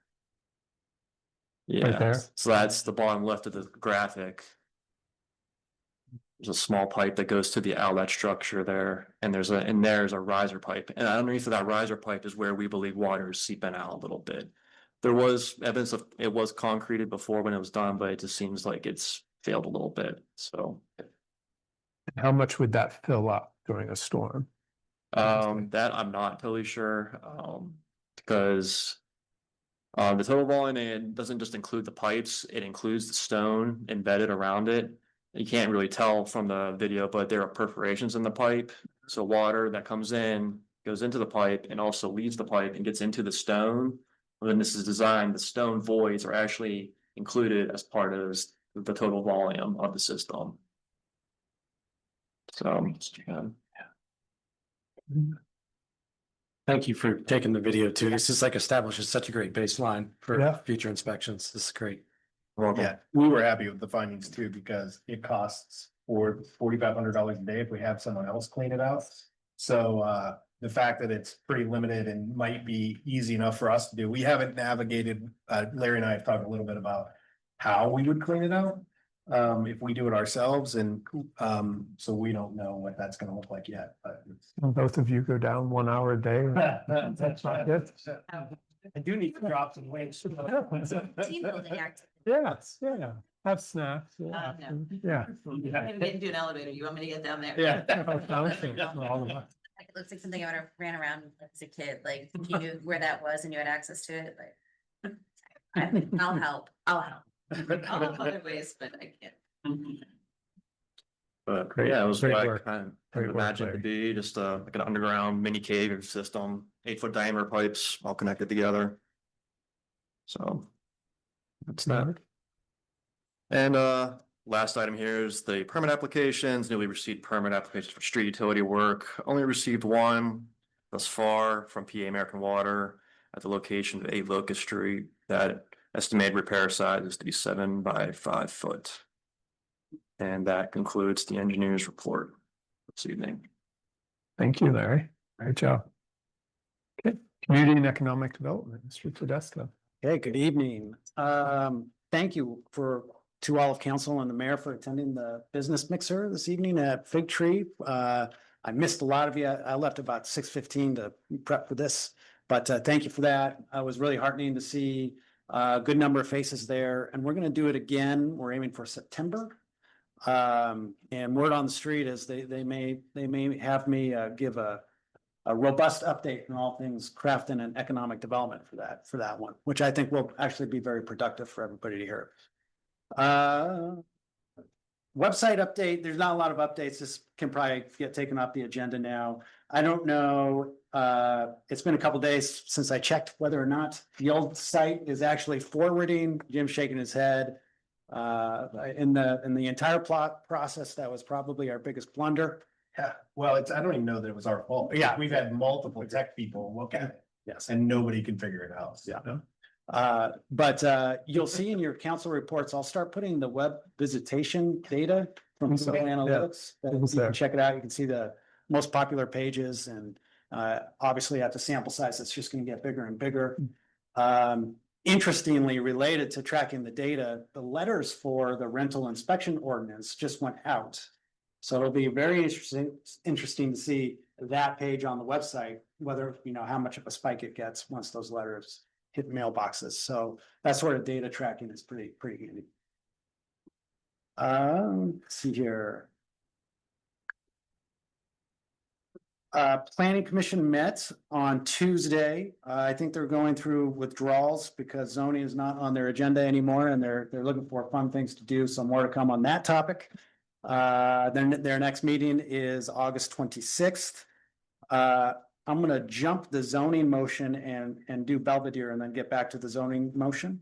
The past 2 days, the conservatorship at 82 Belvedere Service Master has cleaned it out. And if I was thinking, I would have brought some pictures for that because I was looking through pictures in Ann's presentation. Video. Yeah, get a video. But we do have before pictures and it's easy enough to get the after pictures and it does look substantially better. The wood floors are more or less intact. A few rooms are gonna need new floors, but there's opportunities in there. So next steps are full-throated bids for construction management services. And I'm working with Jim on that. So that's coming down the pike. And interestingly, I think this is probably worth mentioning. The expense for Service Master was $9,000. And these are the things that a land bank can just do. So just, as we're considering the cost benefit of a land bank, this is we're gonna break even on Belvedere, that's for sure. Mike, before you go back up, can I just say 2 quick things about the meeting that was just had at Fig Tree? Yes, Do you mind? please. On the window cling that the Mayor Perry held up for everyone, I know I'll do visual description for those listening. It says Crafton Shop Local. It looks really, really good, but there's also a QR code on it. So if you see that in any business, if you scan the QR code, it will take you to the website, which has the business directory that they've worked so hard to create. So I did a test run at Fig Tree. It worked really well. So I thought that was a cool feature on the window cling. And for any business owner, small business owner within the community, the window clings, I believe, will be at the Borough building. Yes. So they can pick those up as well. So if you are in the directory and you want to get a cling for your business, go to the Borough building, get them because they look really great. I just wanted to say that real quick. So. You. Thank you. Okay, so item D, the zoning ordinance. As we discussed at the top of this meeting, there was a great public session on July 16th. I know I was heartened because there was a lot of new faces in the room that I hadn't seen or never met before, so it was good to get some new folks exposed to this conversation. As a follow-up to that meeting, Jenny really learned the hot topics around this conversation of zoning. And she wrote for you guys a memo. We just got it this afternoon, so we just had time to print it and skim through it really quick. But she addresses a lot of the hot topics, such as how come there's no impact analysis for the new zoning code? She talks about that.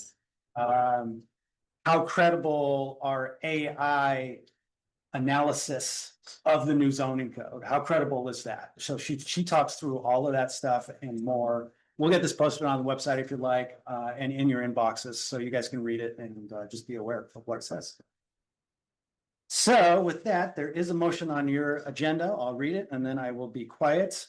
A motion to send the updated zoning ordinance to the Planning Department of Allegheny County Economic Development for their review. So moved. Ms. Mullenbacher, Second. Ms. Fulconic. Questions or discussion?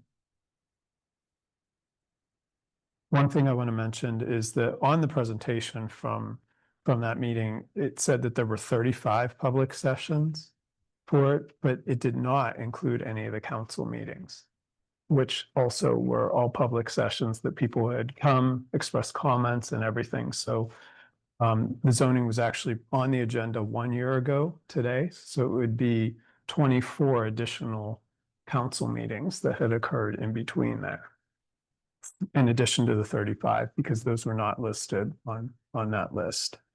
Also, I want to make one note too, to Greg's comment at the beginning about there not being a catch-all. The catch-all is on page 13 of 131. It's a 25-16. And it basically lays out a whole process for if something is not in the use code or not in the zoning code on how that's handled. So that's 25-16 on page 13 and it runs into page 14.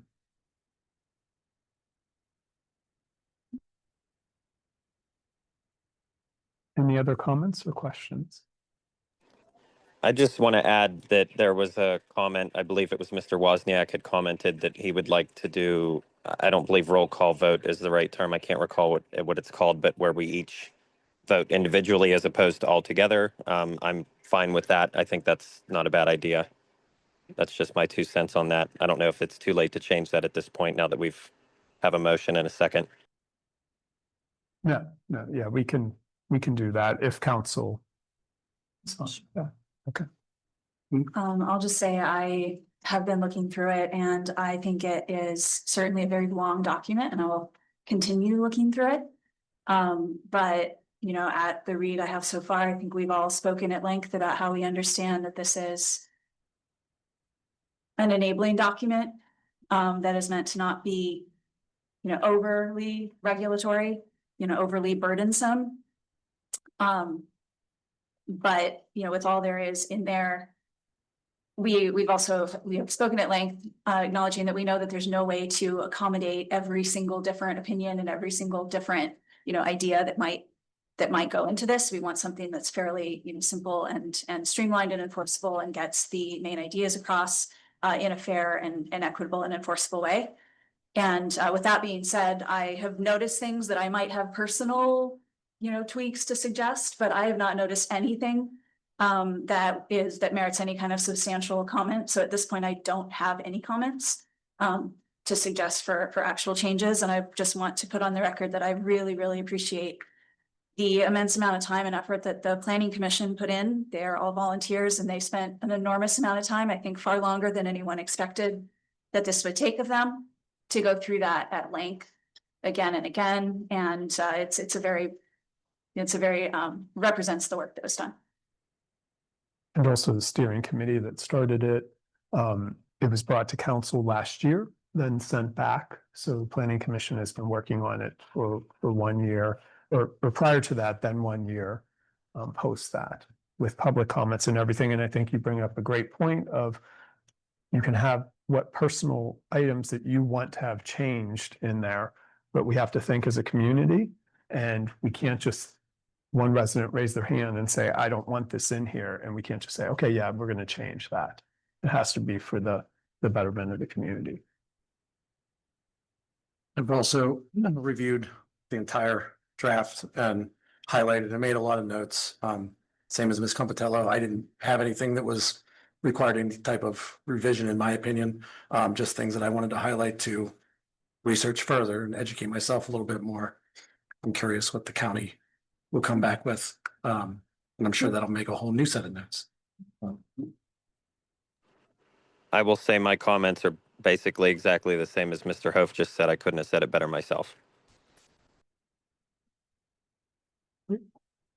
All right. No other comments? We can go to the vote.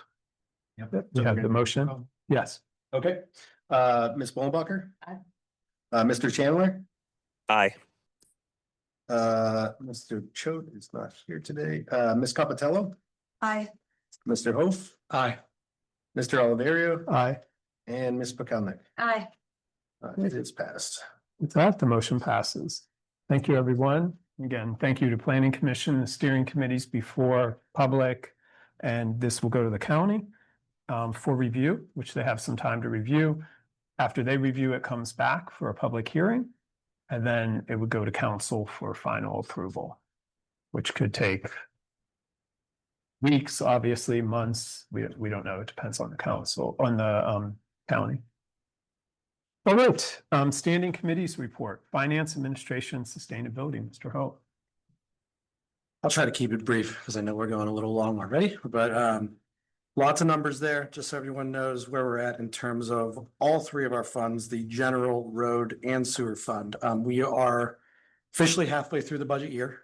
We have all of the financials in for all the way through the end of June, so June 30th. The Finance Committee met and reviewed those. As you can see here, it shows where our current funds are at, as well as LYs for last year, so we can understand trends of kind of where we are benchmarking this year versus last year. The biggest thing, obviously, road fund. We didn't do the road fund tax this year, so there's some differences there. The biggest item that we're keeping an eye on now is that because we are halfway through the budget year, that kind of gives us a good benchmark of the trend and kind of where we might end up. General fund right now, we are projecting we may be a little bit short. That is largely due to revenue in the borough just trending lower than it has in the past. Those are types of things we try to predict and estimate, but we don't have a crystal ball. So unfortunately, it's coming in a little lower than expected this year, but we're keeping an eye on it. Let's say that it's halfway through the year. It's something we're going to watch closely. And as each month progresses, we'll be able to know a little bit better how close or how far off we are. So, and that's all I have for my report, unless there's any questions. It's not a question. I just want to clarify, Mike, on the road fund. I just want to make sure it's not that there wasn't, it just was allocated in a different way. Correct. Okay. Yes. Just want to. The road fund money went into the general fund this year, correct, Jim? Correct, which is Yeah. why the general fund, even though we're projecting a shortfall, is significantly higher than last year because that road fund. I should have Okay. put an asterisk there for that. I just wanted to make sure. I remember talking about it and we felt like it was just clarifying words of, we were like, it's not there. We're like, well, I mean, it's just. Yeah, It's literally taking a different road to get to there. So, road tax. fund. yep. Uh-huh. Infrastructure and land use, Ms. Compitello. Well, mine is also fairly short. Just a typical status update, the energy audit. It may be time to take that off the agenda. Yeah, well, I still haven't, I did email them again, and so hopefully I'm getting I just had to do a report on the potential, the grant money. I mean, we don't have the grant money yet, but I had to do a report on that, and I haven't heard I just pinged the energy auditor. I think it was yesterday or the day before, and I haven't heard back yet, so I might be elevating that if I don't hear back. So that was a grant from the state of Pennsylvania that we were awarded at the beginning of the year, and the audit was already done, has been done for several months now. So we're just waiting to finalize and close it out and get the money actually reimbursed to us for having completed that. And then the DCED $325,000 grant for pedestrian and other business district improvements. This also is still moving through kind of the slow processes. I think we all heard tonight, our engineer did a wonderful job making my report a lot lighter because he covers pretty much everything we go over in the infrastructure committee in his report. But we are quite busy with a lot of projects right now. So that DCED grant, we are moving bit by bit, trying to get updated pricing. This is for pedestrian types of improvements in our business district. We have, talked before about what kinds of improvements are allowable under the grant. We've talked about some high level ideas that seem relatively popular. Those have been taken to the Planning Commission and the Business Development Subcommittee, and they seem relatively popular. And the next step is to get that detailed pricing, a bit more refined menu of exactly what can we afford, to be then able to take that through the Infrastructure Committee, and that will go to the Planning Commission, probably back to the Business Development Subcommittee. I think the Planning Commission can decide how they'd like to handle that.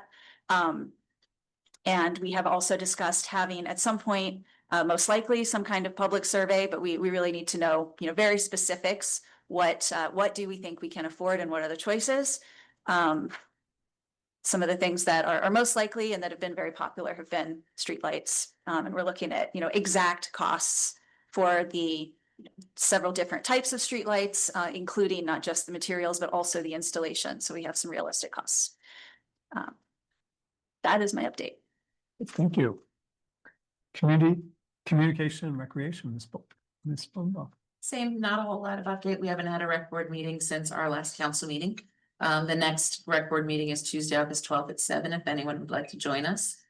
So again, as usual, just my reminder of the upcoming events and their dates. We do have Fall Fest coming up Saturday, September 27th. I did give a couple of details on that one at the last meeting. For example, we have the Mingo Creek Band as our entertainment for the day. They are bringing back the pet parade that they had last year. That is a fundraiser, the pet parade, and this year's charity they chose is the Pittsburgh Air Search and Rescue Canine Division, which is actually right here in Crafton. They do all of their testing in our neighborhood. So if you see a dog just like hanging out on a porch looking, waiting for someone to come see them, they're letting the search and rescue know that someone's there to help. So I thought that was pretty cool. I never knew that they were in our neighborhood. Other than that, we have our Halloween mini golf pop-up. It's an over 21 event on Saturday, October 11th. We'll have our celebration of lights on Saturday, December 6th. Our holiday house tour on Sunday, December 14th. We are already recruiting 4 houses for that tour. So if you have one of our big, beautiful, or even not so big, beautiful houses that you would like to show off, please go to the Crafton Borough website and let the rec board know. We also have many ongoing events going on in the neighborhood. We still have the Coffee, Creativity, and Community happening every Saturday at 12 to 3 at the library. We have our yoga in the park every Saturday at 10 a.m. That is a free event from June through August. And mini golf is still open for the season every Friday and Saturday between 7 and 9. It's $2 a round, so go have some fun. And we have many more events going on in the neighborhood. The library has a ton of events. So just once again, go to our website. Our new events calendar on our new website is, in my opinion, exceptional. So go take a look and see what's going on in our very busy neighborhood. Our fall newsletter is slated to come out in October, and we have put out the email requesting our articles. And unless there are any questions, that is the end of my report. Great, thank you. Spolenbacher, board, commission. Oh, I thought you were, never mind. No. Never mind. Thank you, Ms. Spolenbacher. Yeah, now we're going. Board and commissions recruiting, Ms. Buchanan. Yeah, keep this short and sweet too. Still just have one position available for our Civil Service Commission. It's an alternate seat. It's been posted for a while. So again, if anyone is interested, go to our website, /boards commissions for a description on what that position would entail. And then we can set up a Zoom interview and go through that process. So there is currently only one open position. We do have some coming up later at the end of this year. So we're almost basically through August, September, October, like 5-ish months. And then we're going to have a regular three-year term zoning hearing board position available, as well as an alternate seat on our zoning hearing board. So commissions, boards have been doing wonderful work, and big thanks. I mean, acknowledge planning and rec board and But everyone's just doing such a good job. Just remember, they're all volunteers and they're giving up their time to help us out. So that's what I got. Thank you. Right, COG's on summer break. And then we have our community announcements. Our next council meeting is Thursday. Oh, did you say something? I could put it under community announcements, but it kind of fits with some Yeah, other go themes as the ahead. COG. Could I add one thing?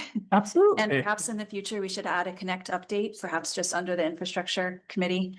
I do try to give updates when there are updates from Connect, when I think of them.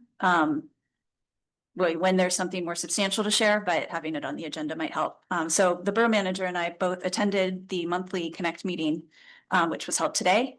And the big topic of discussion was the Research Council concept that they have been working on developing as a program for municipalities who are interested. And it's essentially a partnership with universities to develop with university students some programs, small projects or semester-long projects, research projects that they can do on a topic that is of real-life value. So partnering up things that municipalities would like to see done with students who are looking for a project. And so there was some discussion today about how that program is shaping up, and some discussion from those at the meeting about initial ideas of what their municipalities might find beneficial. And we'll share more about that as we think of it. But for all of council members, keep that in mind if there's something that you think would be would benefit from a student project. Our community announcements. Our next council meeting is Thursday, August 14th at 7 o'clock. We do have the Rotaries Barbecue Fest in Llama Plop. That is coming up Thursday, August 7th, and that's 4 to 7 in Crafton Park. Again, there will be food trucks instead of something made by the Rotary. And tickets are $25 for the barbecue, and Llama Plop is $25 or $50 if you want to go to the gold level. You can go to the website. And do you have tickets for both in the borough office or just the dinner? barbecue? Just the barbecue, okay. So in trying to buy it, I think because I tried to buy a Llama Plop ticket, and you actually have to meet up in person with one of the people. So if you email them back and forth, then you have to set up a time to meet up to get the Llama Plop ticket. All You right. have to pass some cash to the llama. Yes. Alpaca, it's an alpaca. It's a llama. They say llama, but it's really alpaca. Passes. So the pool is open, of course, and you can see the information here to buy any pool passes. Any other updates by anybody? Do we have any numbers? It's not just related to this pool. Do we have any numbers on how attendance is at the pool? We have budget numbers, but I don't have them Okay, off the top of my just head, and we can curious. definitely get, I mean, there's a pool pass system, and obviously they sell tickets, so we have those numbers. I just don't. I mean, I know we had a lot of rain, but it's also been super hot too, so I just figured. We've been doing, my initial take on the, sales, I think we're better, they might have even been better than last year, and last year was a stellar year, so. Right. Yeah. Okay, Yep. just curious. I'll say that for the evening events and bookings, reservations that you can make, they are booked solid. That's all. They have no remaining openings. See the classes. No, for the parties, Oh. personal reservations, Ah. but for the dates that they make available for evening reservations. I wanted to snag one and they're all taken. No council pool party. Answer the question. Budget was through the end of June was good. It was as expected. But I'd be curious, because they do have that check-in and check-out process that we can actually see how much people are, like, if you have a season pass, how many times are people coming? Is it on trend with how much they came last year? What's the average number of people that are Yeah, I using can the definitely pool? pull that. for I'd be next curious time. to know. Yeah. Last thing just about the pool, and then I swear I'm done. I was not able to attend the Christmas in July pool party, but I did hear nothing but good things. So I heard it was well attended and that it was just a really nice event. So well done to the pool crew that pulled that one off. Great. All right, public comment. At this time, citizens may address the Crafton Borough Council on any issue. Only residents and taxpayers of the Borough of Crafton will be permitted to address the council. Speakers will be permitted to speak for a maximum of 3 minutes. Groups of people will be required to designate a spokesperson to represent them before the council, who may speak for a maximum of 5 minutes. Council has the option to respond or not. The solicitor is the assigned timekeeper. Please state your name and physical address for the record. So for in-person, you just raise your hand, and then we'll go online to the folks who want to raise their hand. Anybody here? Mr. Wozniak?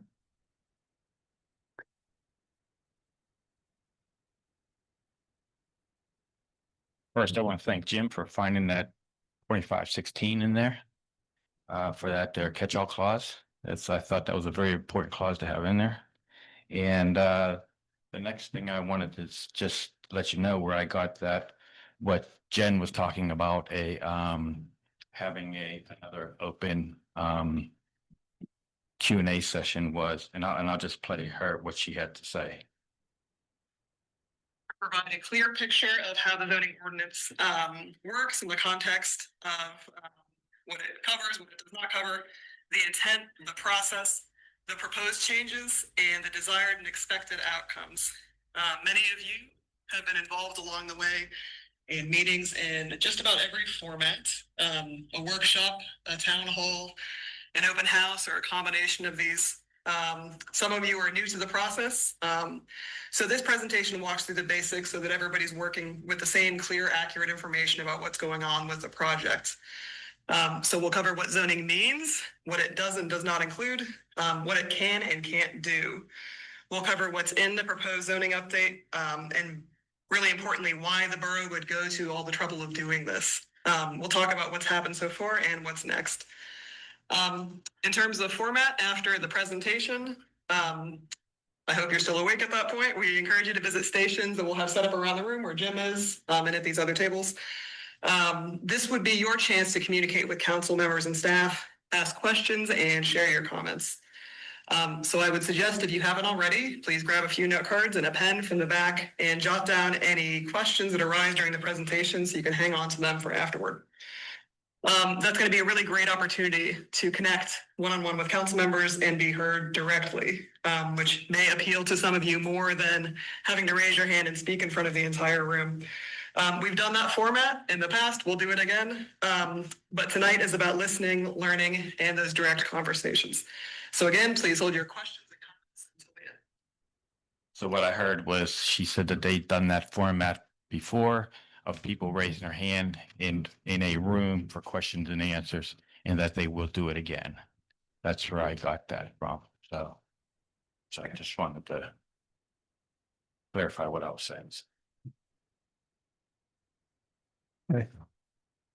I think what she was talking about too was hearings and this type of session where we have people that can stand up and make comment. So. Right. Anybody else? Rich? Thank you. My name is Richard Dixon at 1761 Crafton Boulevard.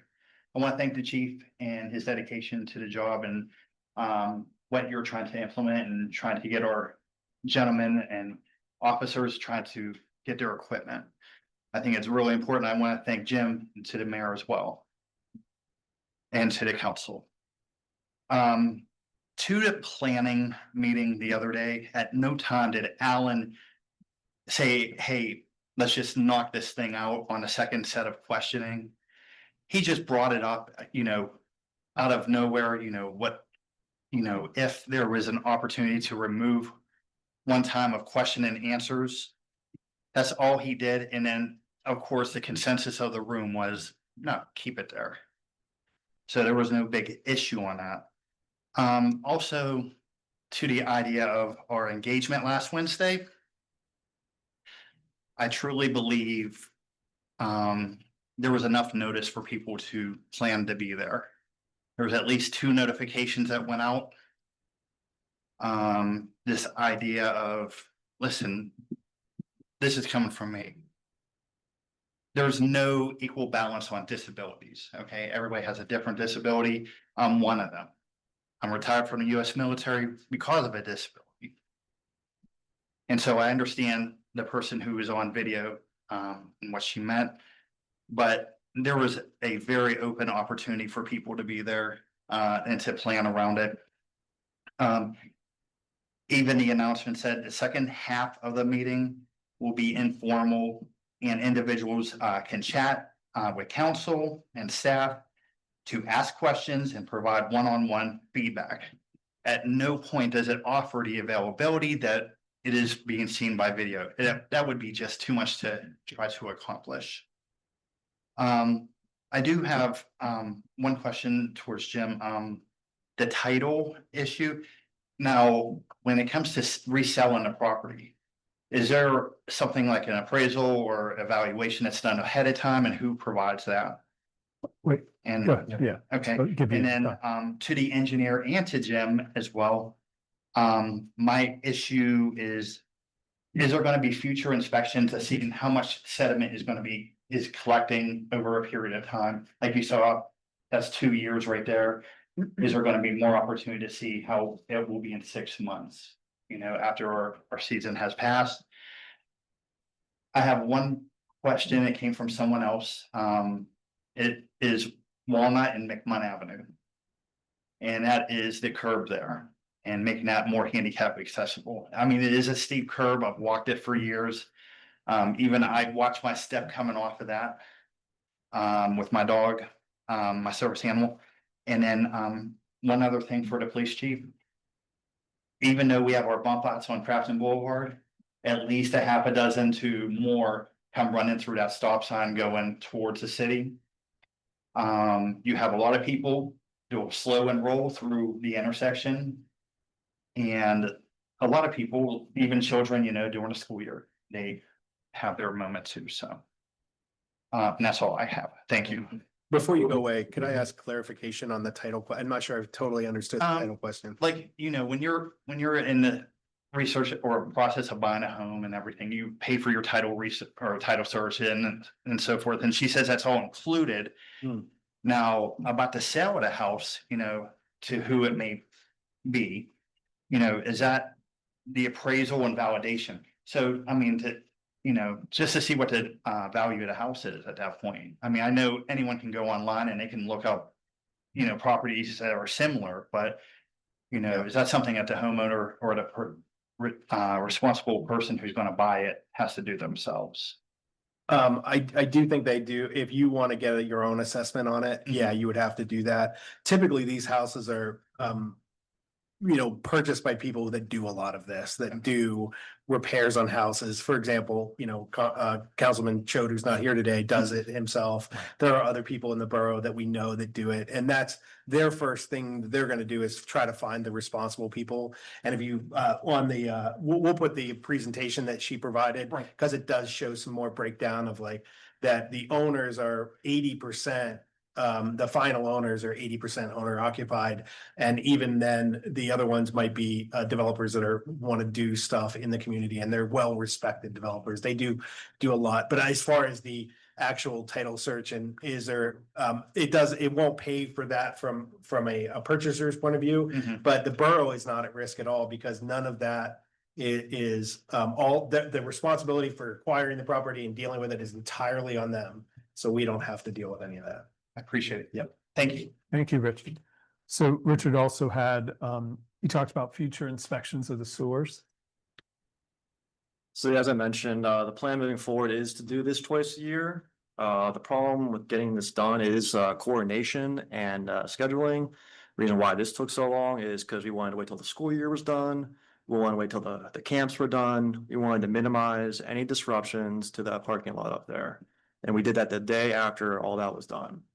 You know, so doing this twice a year, I really want to get it spread out to like a 6-month margin. But really it's going to come down to being able to coordinate with the school and what they have going on. But the plan is to do this twice a year. And I'm guessing you're not going to go down when it's 90 degrees again. Well, you know, I went down there thinking, oh, this is underground. There's shade. It's going to be like, you know, not hot. You know, but sure enough, it was like a little sauna in there. It's vacation. That would be not. Right. No, it might be. This might be Christmas vacation. Who knows? So then even getting the time to clean it out is gonna be difficult, is it not? Yeah, I mean, it's something that will have to be organized, proper precautions be made, make sure proper airflow is maybe getting in there to do this work, because it's labor intensive, for sure. Mr. Dixon also brought up Walnut and McMunn, the curb. Oh, yeah. So I believe he's referencing the one corner where there is no ADA ramp and there is a sidewalk there that has no, it's just a straight face curb going around the corner there. And the problem with this is the privately owned retaining wall there, owned by the residents there that borders the property line and the sidewalk. This sidewalk is, from what I'm seeing, is acting as support for is acting as lateral, it's providing lateral support to the foundation of this retaining wall. And if you remove the sidewalk and you go to ramp it down to the street level, that 6 inches or so that is now revealed or exposed to that foundation, that support is no longer there. And the slope on the resident side, the water comes down to this wall. And the concern is the property owner or anyone going on top of this wall over time and water, bringing out whatever's underneath that wall, exposing the foundation, that support gone, and we're just concerned that it's failing. And really, it's just still in the works to find a solution. And it's important to note too, that all 3 other corners at that intersection do have ADA ramps. So if you don't know about it ahead of time, you might get stuck there, but you might have to just walk back to the next alley or to the next driveway to come out on the road if you do. But once you've encountered it, then you know that doesn't have an ADA ramp at that corner. But, yeah. And then Chief Ford, the stop sign for Mayor Perry. Yeah, I can talk to this because I've lived there for 30 some years. And it goes back to the fact that often we have only 1 or 2 officers. And if we just take the number of people who have come here and emails and calls that we've gotten, we're working really hard to spread it around.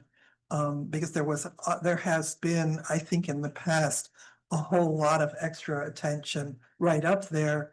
Especially when we didn't have the 3-way stop, because it was dangerous then.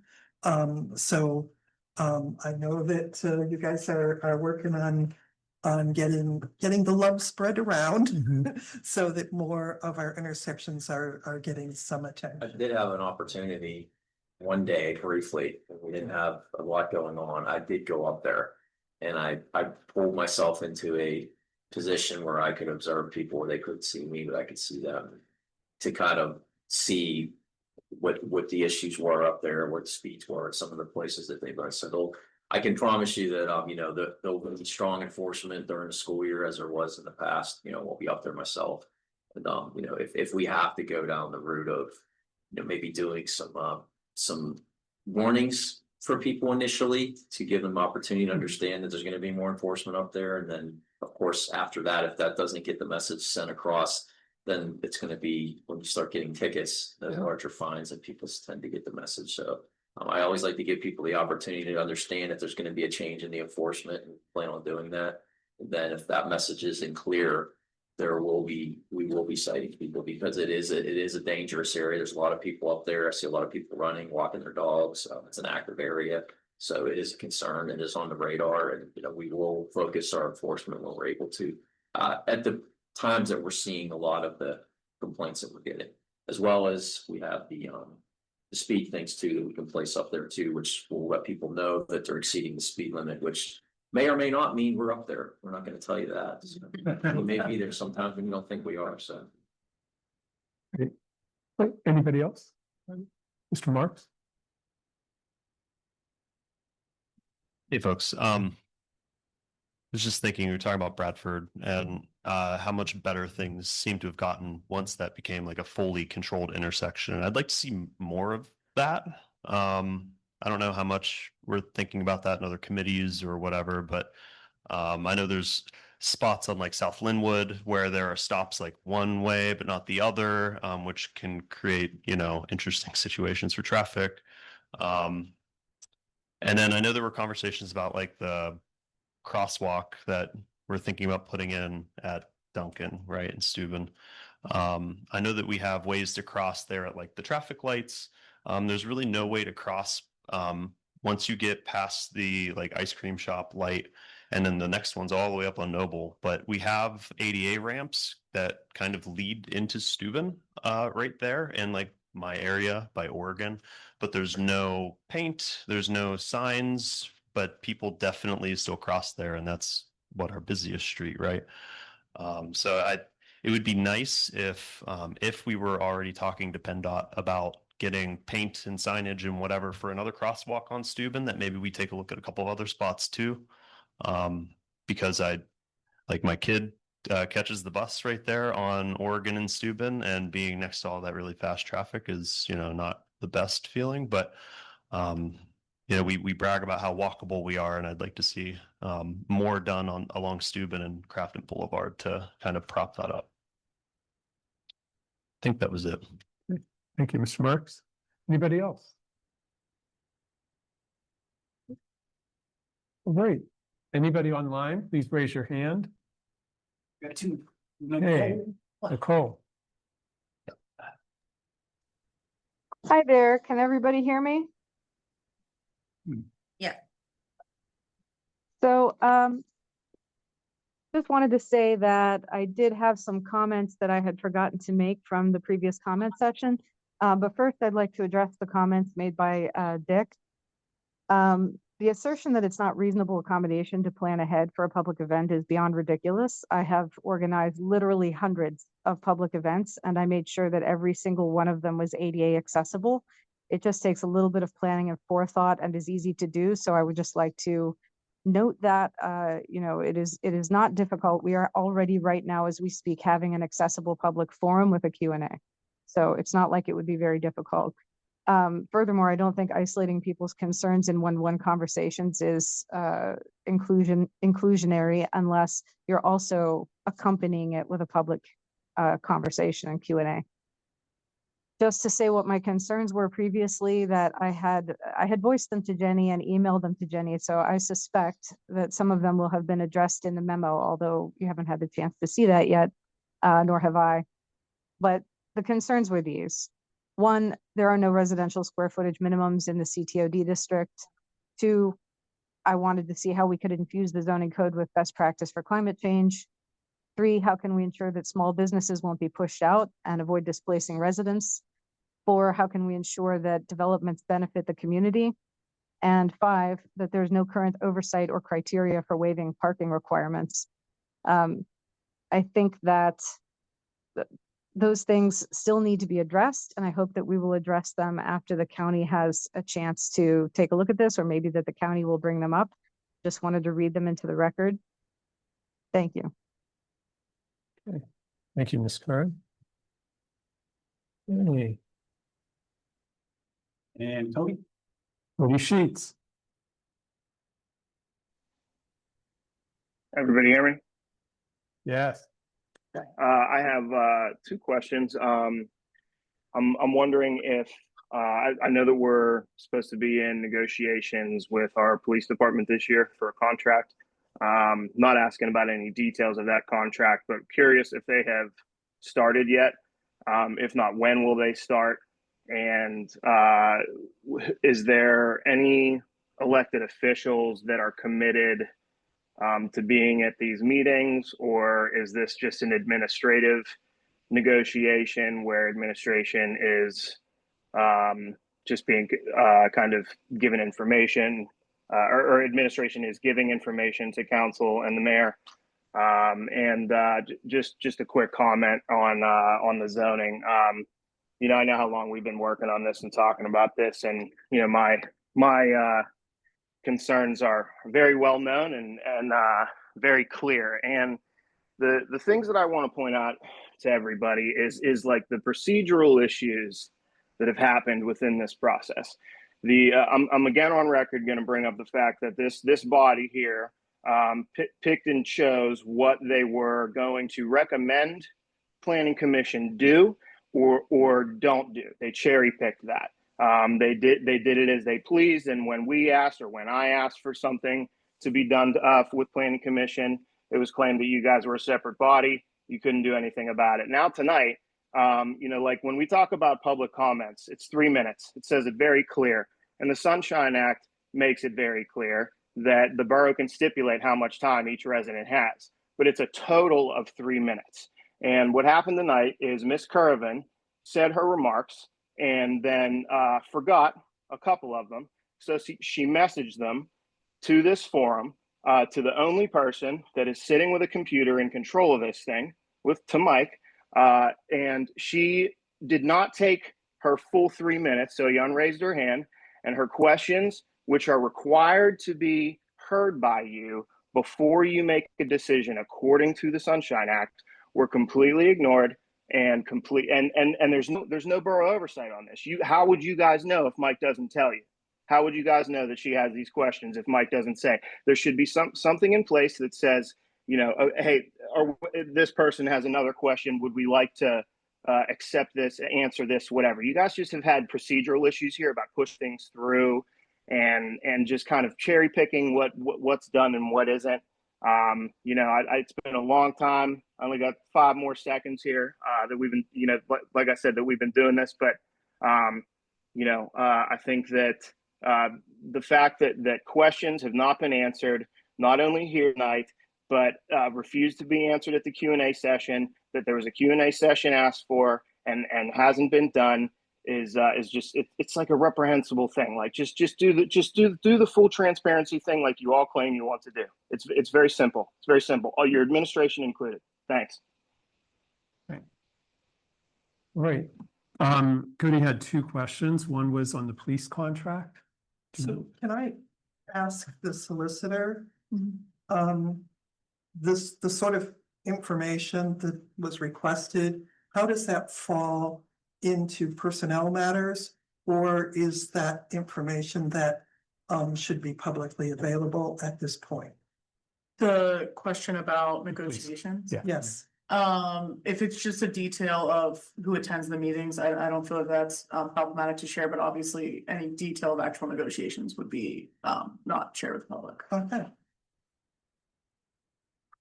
So, do you want me to take this? Or- Yeah, up to you. All right, well, because he did ask whether there was anyone, whether they had begun, and yes, they have begun. They are going well and on schedule. They are at this point, very cordial. We do have a committee on the, council, side that has been active, with the negotiations, overseeing what, the requests from the, officers are and what, is feasible and what the, borough is, willing at this point to offer. And, it is going, through with the finance committee is, involved with it as well.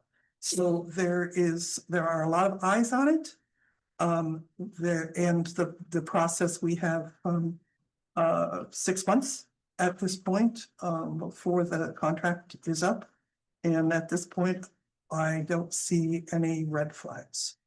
Would, anybody else like to add anything?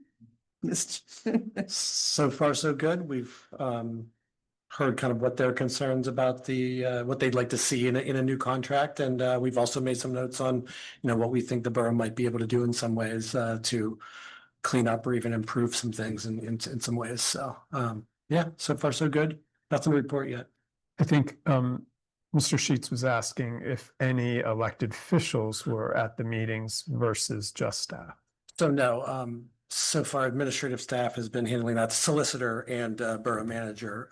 But prior to any of those negotiation meetings, the subcommittee meets and we discuss and kind of review, and then they fill us in afterwards. So we kind of understand the back and the front. Right, so basically, the